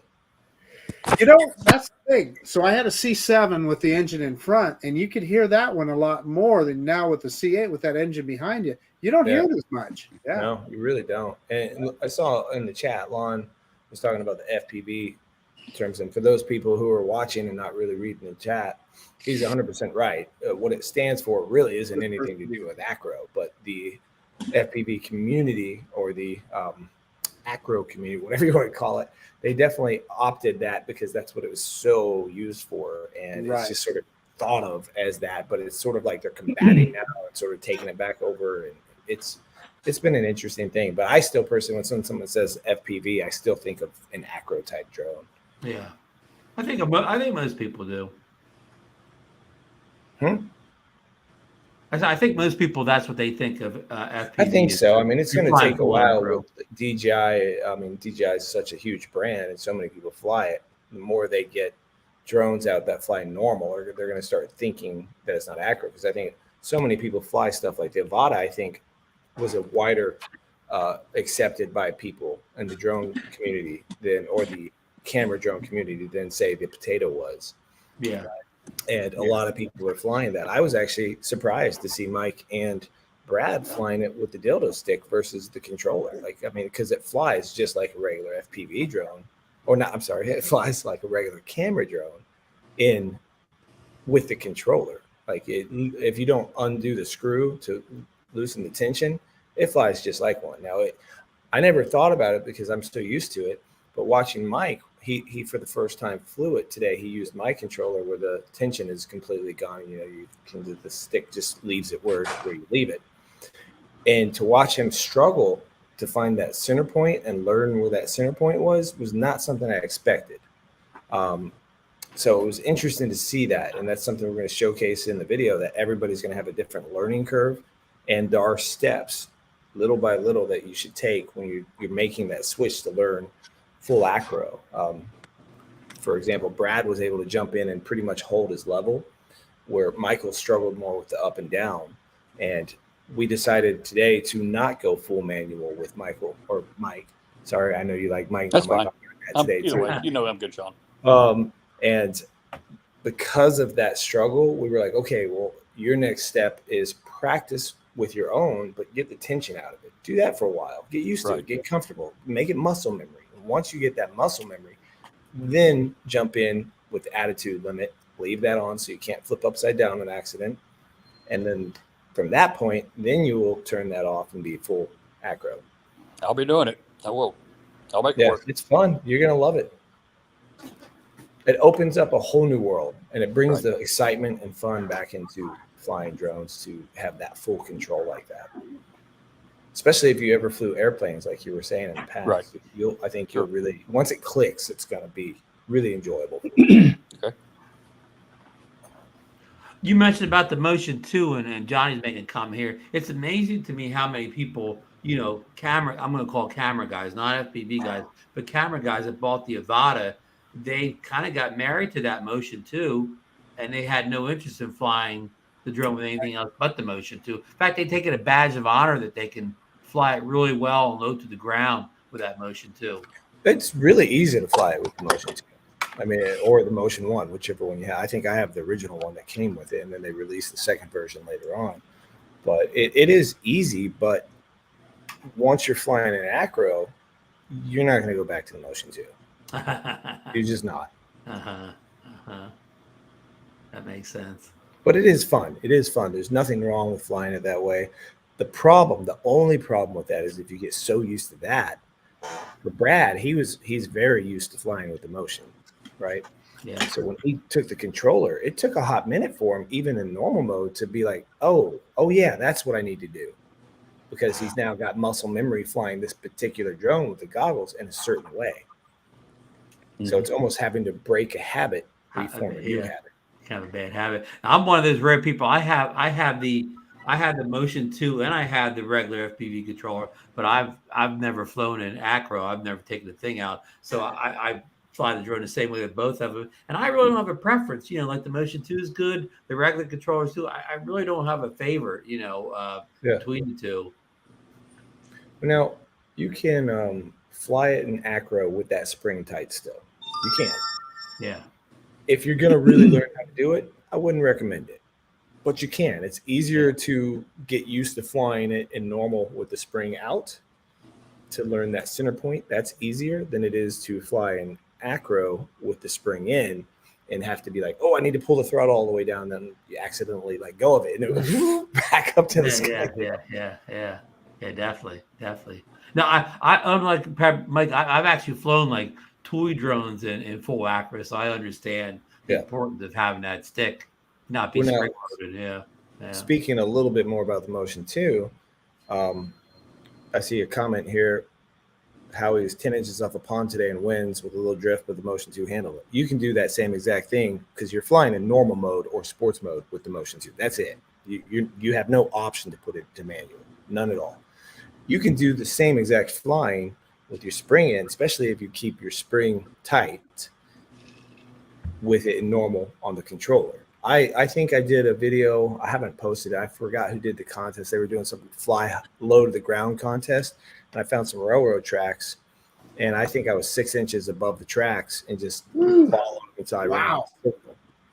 It's easy. You just let go of the controller. You just get it the height you want, push forward on the right stick. Don't touch the left controller again. It ain't going anywhere. Now with the Motion, you might accidentally move it a little bit and you're not holding that exact level because it is motion. Maybe you get a little tired, maybe a little fidgety. You move, somebody calls your name like this, and then you're going to lose that altitude. Is going to change. But with the controller, if that spring is in, it's in that middle, that neutral, that relaxed position, it's in that same height until you touch that again. I believe that's Brian Mackey's flying low contest, right? That's who did it. That's right. And I didn't get to it until this footage is sitting on my computer at home. I meant to send it to him and I never got around to it. Well, maybe he'll do another challenge. Yeah, maybe do a part 2 and get more people to send it in. Yeah. That was cool. A lot of people participated in that challenge. So that was a good thing. Yeah, I mean the Avata is we're just talking before you got on, just a genuine hit. Like when we went to South Florida, it seemed like everybody had the Avata, and not even camera guys who never had a FPV drone before had the Avata. Yeah, I was messing around with acro with regular digital, not digital. I'm sorry, the analog. Yeah. Some Tiny Hawks, some 5-inch. I was messing around with some home builds. That Doc sent me one a long time ago. As well as the Baby Hawk. The Baby Hawk is actually by Emax a lot of fun. It's missing some of the features like DJI. It doesn't have a brake. It doesn't have those kind of things built in. And if you're flying Chris's, the beeper is never on. So if you crash it, you're looking for it forever. That what I'm talking about. Sunrise. We actually had that issue today. Kelly, me, and Chris were searching for the Baby Hawk for a little while there. No beeper. So we were just like, okay, that's where we're standing. That's where we think we crashed. Let's do a straight line. We'll get up. And we're just walking around. Did you find it though? We did. Oh, good. We did. We started out looking in all the shrubbery and the leaves and the trees, and we didn't think to look on the nice groomed grass just a little bit that way. It was just sitting there in the grass right in front of us. Speaking of lost drones, I wonder if Dustin Dunn will ever found his Mini 4 Pro. Did anybody see his recent video where he did a range test of Mini 4 Pro and he didn't make it back, and he had to land it in like kind of the, I'll call it the forest, and he searched for days. Shocking that Dustin Dunn couldn't get a drone all the way back. What was that Delta wing that he flew that was Hawaii, the next island? Yeah. That was the Parrot one. The Parrot, yes. Yeah. I was trying to think the name of that earlier today or yesterday. Yeah, Eddie, you're late tonight. We're not going to let you get your Pocket 3 now. So I have a question for you Mini 4 owners. Kelly and I were trying to figure this out today. He didn't know off the top of his head. So one of the things I really like about the Air 3 is they raised the ceiling cap. For where I live, it has been hugely beneficial to be able to fly over 3,000 feet above takeoff. Legally, let me specify legally, because you can do that if you're over a mountain or whatever. Does the Mini 4 have that raised in it also? I do not know, Sean. I should know that, but I don't. Does anyone have one near them? Yeah, well, here's part of this controversy. Do you know the people in Europe and the EU, most of Europe anyway, they've been capped at 400 meters on that drone with no exceptions for mountains or whatever. What 400 meters is what? Close to 12, I mean, sorry, I misspoke. 400, whatever, 120 meters, 400 feet. So that's upset a lot of people in Europe that they've been, limited with that. I heard they changed. Vaughn says that was fixed. That's no longer an issue. Yeah, that's what I heard. I mean, it may well be, but I still watch videos every day where somebody's complaining about in the EU. So they need to update their firmware. They update it yet. But speaking of updated firmware, let me tell you a little story. Kelly and I today we were going to do a Skydio 2 versus the Mini 4. And I really still believe that the Skydio 4 in fixed mode, not the regular tracking, because the regular tracking through trees, it's going to dip your shot. I mean, it's amazing, but your shot's a little erratic, right? But fixed mode, it pretty much, it fixes that, right? Right. However, Kelly brings out his Skydio, has not flown it in almost 2 years, has not been keeping up to the firmware in 2 years, and it had such an old version of firmware that we couldn't get it to bind, fly, or do anything. So we had to call Skydio today and get them to send a link to him through his email for an old version of the firmware, so he could just get it updated a little bit, and then he'd be able to update the next one. So he's going to have to do that. We weren't able to make the video, but let me tell you the cool thing about this. I just got their phone number off my phone. I just did Skydio customer support, called it, a real person with no crazy foreign accent answered and was knowledgeable and told us what to do. Wow.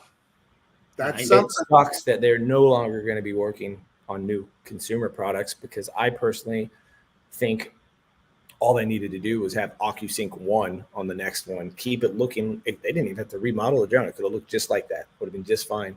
A little better camera, better controller that matches the camera with something like OcuSync 1 or 2, and done. It was a woman-in-law. Do you still have yours, Sean? Yeah, I just crashed it for the first time ever, though. Really? Yeah. Damn little twig, little thin ass twig. Yeah. Well, Sean, I know a couple of people have the opinion that Skydio is going from the consumer market now, but a lot of it has to do with parts and stuff like that, and chips and so. And they think that once that kind of the supply line gets itself back to where it should be, maybe in 3, 4, or 5 years, they'll re-enter the consumer market again. That they just don't want to use all their good parts in consumer and not have enough for their new enterprise. I'd be stoked with that. I mean, really, all they need to make, because the camera's not bad on it. All they need to do is make one with a real controller and some shit toy aftermarket controller like they have now. With a good connection. Because what they didn't realize when they made it, the controller was an afterthought, is they were really pushing for the active people for following, and the beacon is incredible. The mountain bikers.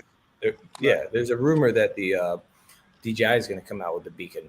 Don't know if it's legit, but I've heard that. That would rock. Hey guys, I got to run. I'm getting called to dinner, so Don't want to be late for dinner. Don't want to be late for dinner.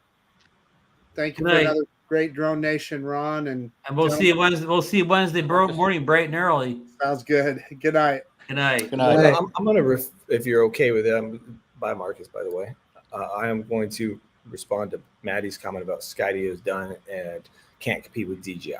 I never thought Skydio was trying to compete with DJI.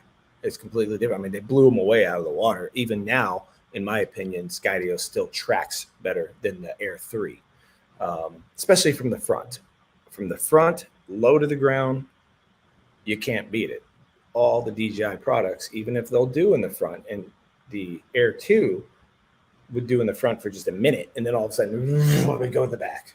It just couldn't hang. Yeah. Maybe if you're walking or going slow, sure. But if you're trying to do something that's a real action kind of sport kind of thing, it just couldn't hang. The 3, I've only gotten a little bit of testing, and in the front, it does tend to start gravitating towards the back again. Now, I think if Skydio wanted to still stay a consumer drone, the product itself, the build quality, it's a solid build, right? It's a nice feeling drone. It looks like the Cybertruck. I was telling Kelly that. It looks like a blue Cybertruck. Yeah. Sean, I think Skydio wants to compete on the enterprise market against DJI, though. They want to take over the government work. Yeah, well, they're definitely pushing to try to be government work in America and put the fear of DJI into the government, which is crap. I think that's a shitty way to do it. Make your product just be good, and people buy your good product if it's good. The problem is you got all these regular camera guys that bought the Skydio, and they want to fly with a controller.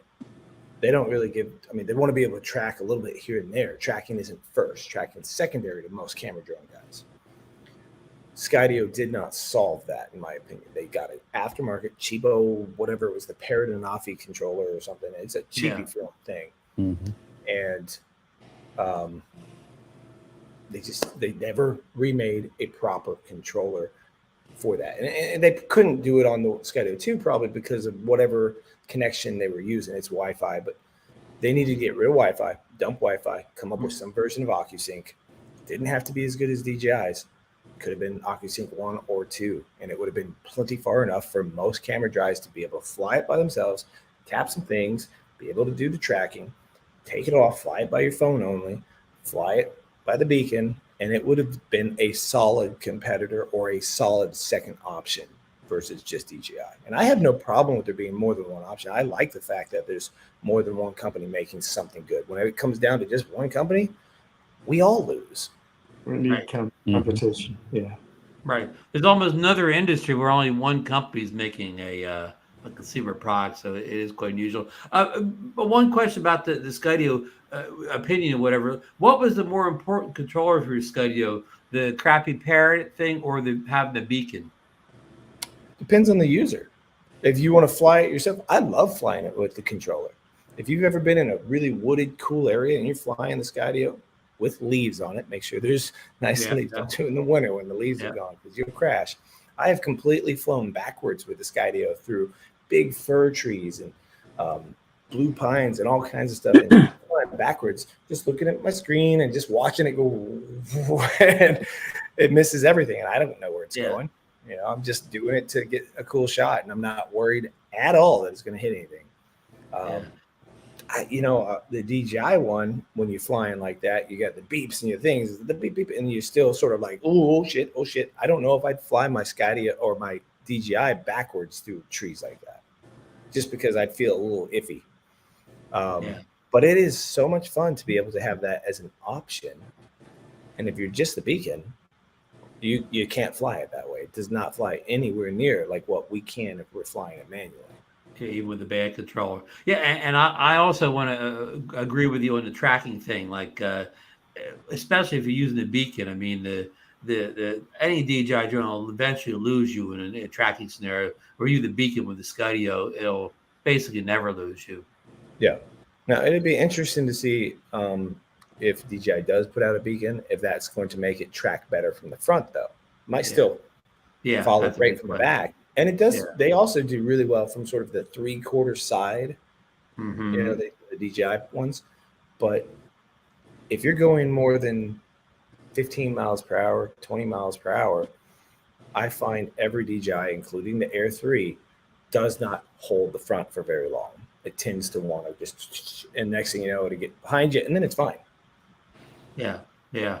Before DJI had active track, they used to follow the GPS to the controller. And of course, that worked really good. But I wonder why DJI did, when they got active track, why they didn't get a hybrid system where they still use the GPS track to the controller and the active track. And that way, when you would go under a tree cover or something like that, and would lose the active track, it could default to the GPS on the controller and still track you, maybe not precisely at one point or another, but it would not lose you altogether if it had that backup GPS tracking. It is very funny you say that, because if we look back at the Blade Chroma, that's sort of how it worked.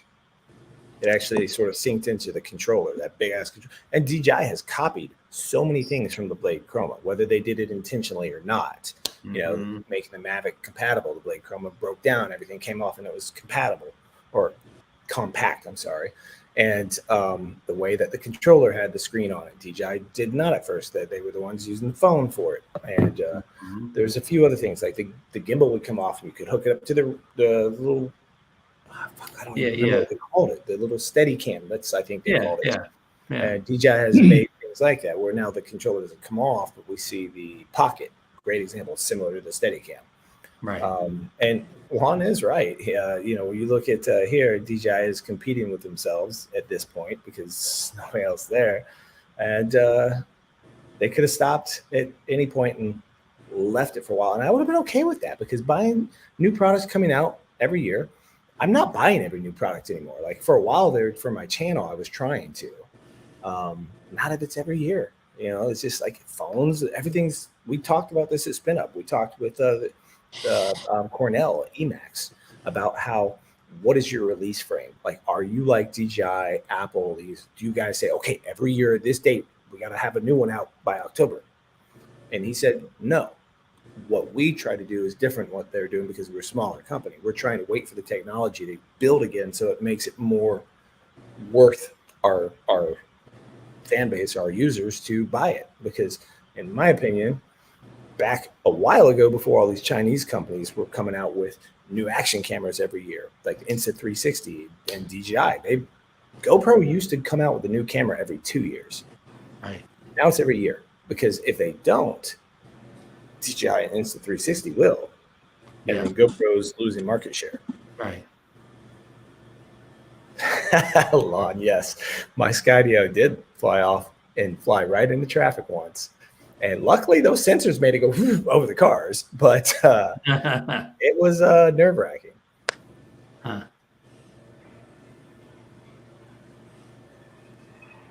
Yeah, so it'd be interesting, what happens to Skydio down the road, if they will ever make a return to the the consumer market, and realize the enterprise market's more they can make more money, but not necessarily. Remember, Apple's, of course, at one point when Microsoft and some of the other computer companies were focusing on kind of the enterprise market, selling the companies, Apple shifted their focus to selling to customers, and they're the ones that got rich selling iPhones and iPods and whatever, not workstations. Yeah.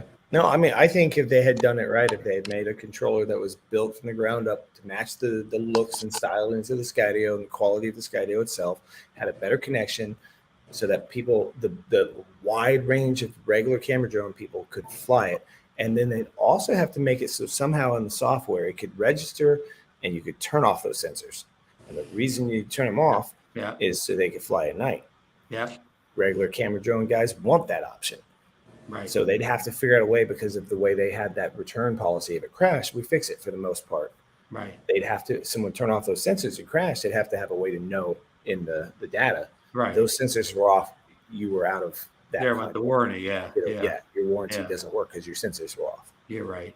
And of course, we kind of all knew, for the last year that Skydio wasn't doing anything, that they were probably, getting out of the consumer drone markets. It came as no surprise to many of us followed the industry. So it's just been a sad day, like you said.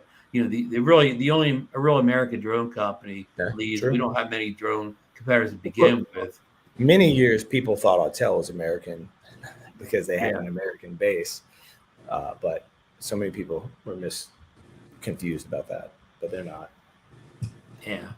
But yeah, I don't hear much from Autel anymore. I don't know about you guys. I haven't heard. It looks like the same thing. It looks like they're exiting the consumer drone market, heading to enterprise. So, like like a lot of people saying, like Lon here, DJI, they could stop releasing drones because they're ahead of the curve already, and nobody else is really doing anything. Yeah, and I agree with Lon. I would be surprised if they come back too, because as a business standpoint, forget the drone market. They were just thinking business. They had their product in people's minds, right? People knew of it. If they go a while without doing anything, they're going to be basically starting from scratch to get their names in the consumer market again. It'd be a lot more money for them to come back later than it would if they had just done it, a next version a few years later. Yeah, true. Unless you come back with a wow product, the product just wows people. Yeah, I mean, they'd have to have something mind blowing, and they'd have to spend a lot of money to advertise it again, like they did the first time. Yeah, but if you're going to come in big. Yeah, a minor upgrade to come back years later would be silly in my opinion. Yeah. Hey, we got Chris Hope was supposed to join us tonight, but he got called away to coach a volleyball game or something. So, Chris, you just got home. Chris, just relax and put your feet up. Don't worry about joining. We've almost been gone for 2 hours here, so we're gonna say our good nights. But I know, Sean, we haven't had your thoughts. Did you enjoy SpinUp this year? I know you got to make a presentation, and by what the guys were saying, they were pretty impressed with that's nice to hear that. I didn't get a lot of feedback this year. I've heard a couple of people said they liked it and it was informative. So hopefully the people there. I liked it. Thank you very much. Hopefully it was informative. I tried to, in my opinion, I know SpinUp is really pushed as a drone event. In my opinion, I think Kelly should branch out and bring in more a YouTube / because that is what I say every time is the drones are one bit of the connection, but if it wasn't for YouTube, none of us would all be talking. Good point. We're all on YouTube right now. So yeah, my speech this year, although I did show drones in it, I did talk a little bit about them, and it was really cracking into the analytics and showing everybody the behind the scenes, not just with my channel, because I think people think sometimes we make more than we do, and I wanted to show that what happens when you can spike up and then you sort of desert it and you just make money. And I wanted to compare with a buddy of mine's channel who didn't stop, like he just kept going and going, and how you see certain videos of his and mine with similar views are similar. And in some ways, those videos of mine did better than his, but overall, because he posts so much and so often, the dude's killing it. He shared his screens of his behind the scenes, showing how much he makes, whether it was on sticker sales. And I think when people saw his numbers, some of their jaws dropped. It's pretty good. So yeah, more of a YouTube focused event may be a chance for some growth. I do think so. I think Kelly needs to think of the next page with it, and he and I have talked. He's on the fence if it's going to continue or how often it's going to continue. In my opinion, there's some things he could do to make it more like a typical convention or a tattoo convention, even where you, instead of renting a standalone place, we find a nice hotel with a conference center with multiple rooms. That's thrown in. We're getting a block of rooms at the same hotel. Everybody's staying in the same hotel as the event. Yeah. We've got one room that is a bigger room where companies like Emax, DJI, or people like Aldrin, who has prints for sale, calendars for sale. They buy a booth directly from Kelly. Now, he's not responsible for if they make any money or not. They set up, people come in, they look at the stuff, they buy or they don't buy. Then we have these other rooms, one for hands-on classes and one for speakers. And then you have different tiers of tickets. Do you want to just come in and wander around and look at the booths and maybe buy some stuff? Or do you want to buy a ticket that's a little bit more to just see one person's speech? Or do you want to buy a ticket that encompasses everything? And it opens it up to have more people come. Yeah. Those events do work well when you have like multiple booths focusing on little kind of different things, but with a similar vibe to them. Yeah, I think that it would make it a much bigger event if it was done right. It would be more work in some ways for him, but it would also give the possibility of it becoming profitable, which is something we all know It is. And that's also makes it not a drone event anymore, because it can be branched out where drones are a part of it, but it is still YouTube related and other products as well. Like Dobo, he's right there. He could have a printer there and be selling printers or selling things. 3 printers lined up. Yeah. He could be selling actual printers if he wanted. Yeah. There's an unlimited amount of options. No, these are very good points. So, and your presentation, your most recent video where you were talking about showing and not telling, that was sort of like that was forerunner to your presentation. No, that's the end of my presentation. Okay, yeah. That basically wraps it all up of everything I was talking about, and it was an example, and it was sort of like an Apple moment, like during the event. It was like, okay, this video played, and now it's live. You can watch it again if you want to. Yeah, but what you said in the video, that happens to me all the time. I get I go to videos and I forgot to do this or whatever. It's like you should go out with the shooting script or whatever. Oh yeah. I don't usually script anything. I don't either. Video for the B-roll, I had to though. Now the video that I showed at the presentation that I'm most proud of, and it's probably one of my best edits ever. It's like a 2-minute video. Was my intro video for my presentation. Like it was very nice. Yeah. In my opinion, what I said in that video, replace it with almost anything, but just the way that I edited it and the shots I got and put it together is probably some of the best editing work I've ever done. Will that be posted? Will that be posted on YouTube soon? Probably next week sometime. Okay. But it will be part of the big speech, because by itself it doesn't make any sense. So I think the speech is going to be 45 minutes to an hour video.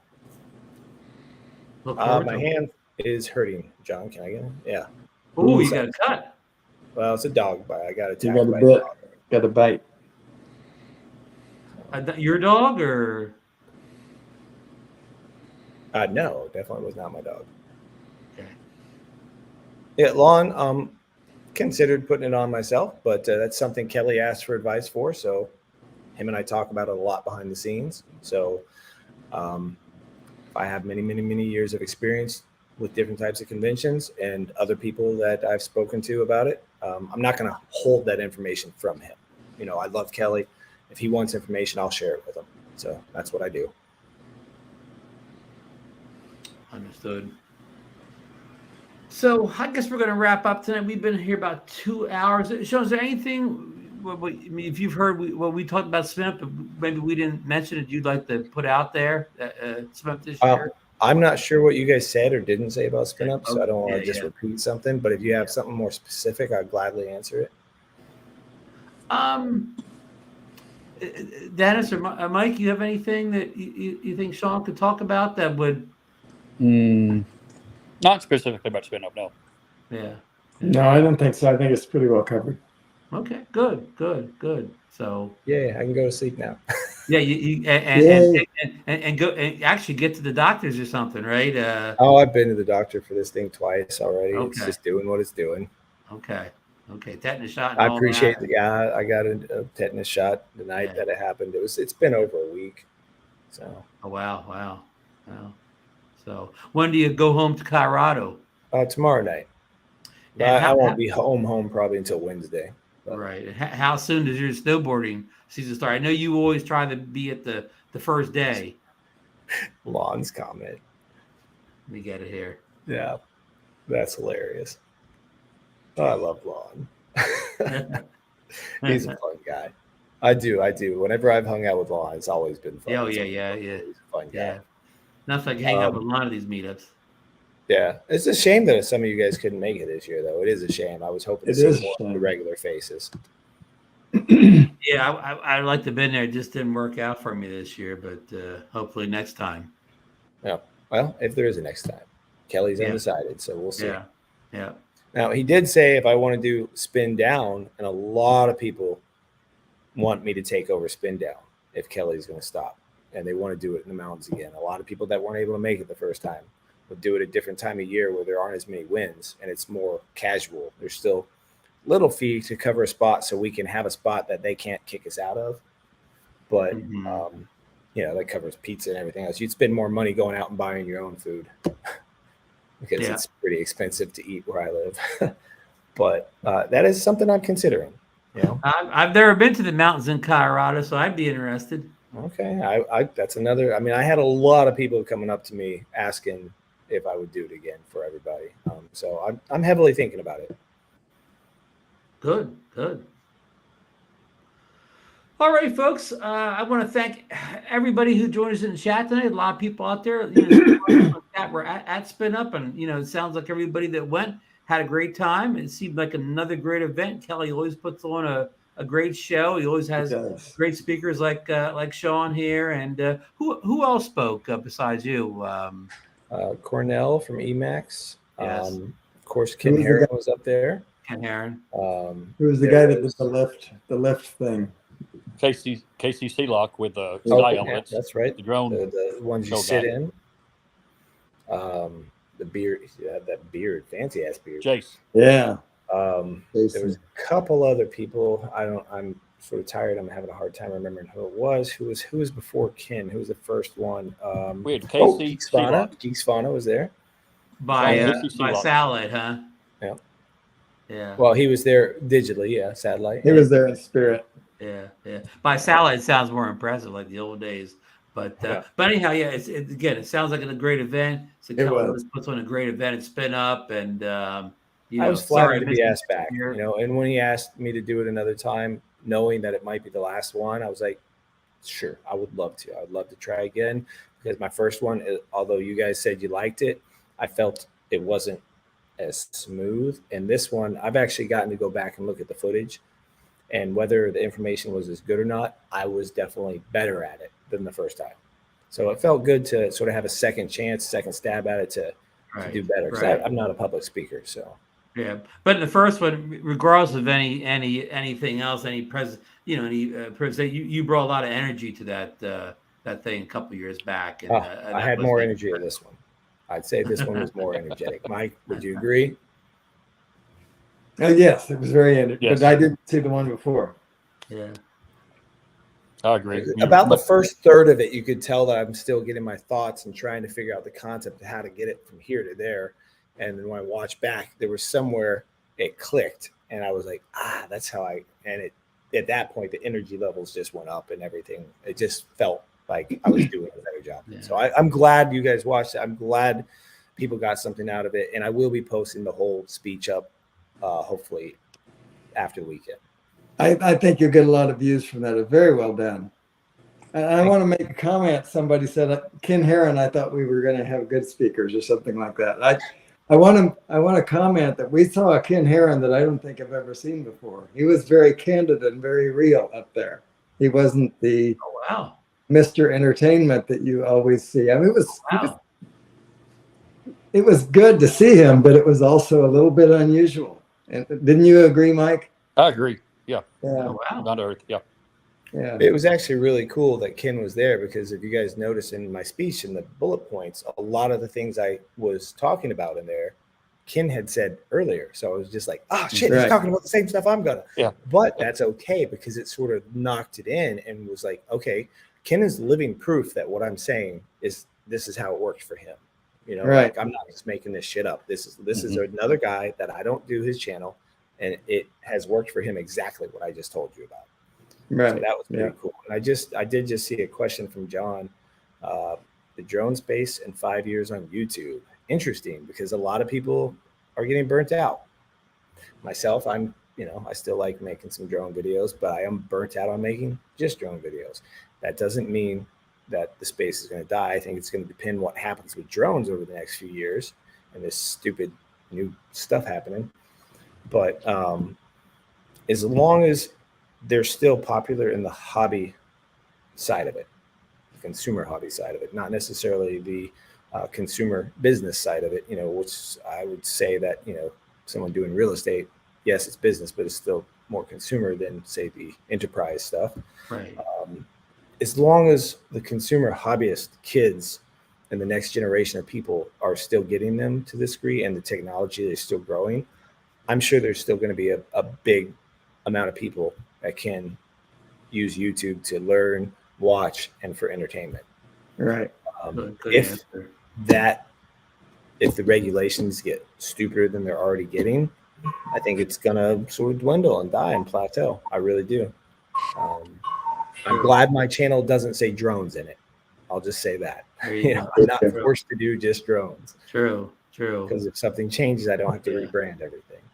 And speaking of that, we'd love to get you back on some time when you're home and relax and well rest your hands healed and talk about some of the new action cameras that have come out recently, like the Action 4, the Hero 12, and some of that stuff, and get into that a little bit more. Yeah, happy to. Yeah, I am off on Mondays, so I can do Mondays as long Mondays as I have notice, because I'll make other plans and be doing other stuff. But okay, well, I'll get together. We'll line something up and get into kind of because I think this generation of action cameras are by far the best we've ever seen, and pretty excited about them. So, yeah.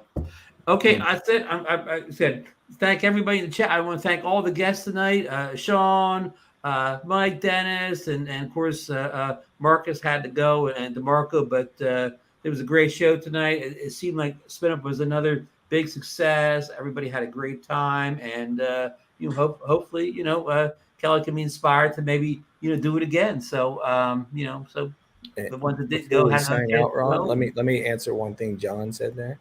Yes. I'm going to say word for word from Ken Heron, and in my speech I further into that. Shorts are the devil. You got my vote. Exactly. Yeah. That will end that show on that. Shorts to the devil. Good night, everybody, and we'll see you Wednesday morning for the launch of the Pocket 3. So good night, and go Texas Rangers, 11-3, bottom of the Texas game. Rangers. Texas Don't Rangers. forget the Phillies tomorrow night. Series all the way. There you go. Shorts will ruin your channel. Seriously, John. Long form content gets destroyed by shorts. You'll see it. Final word. The final word. Good night. Good night. Good night.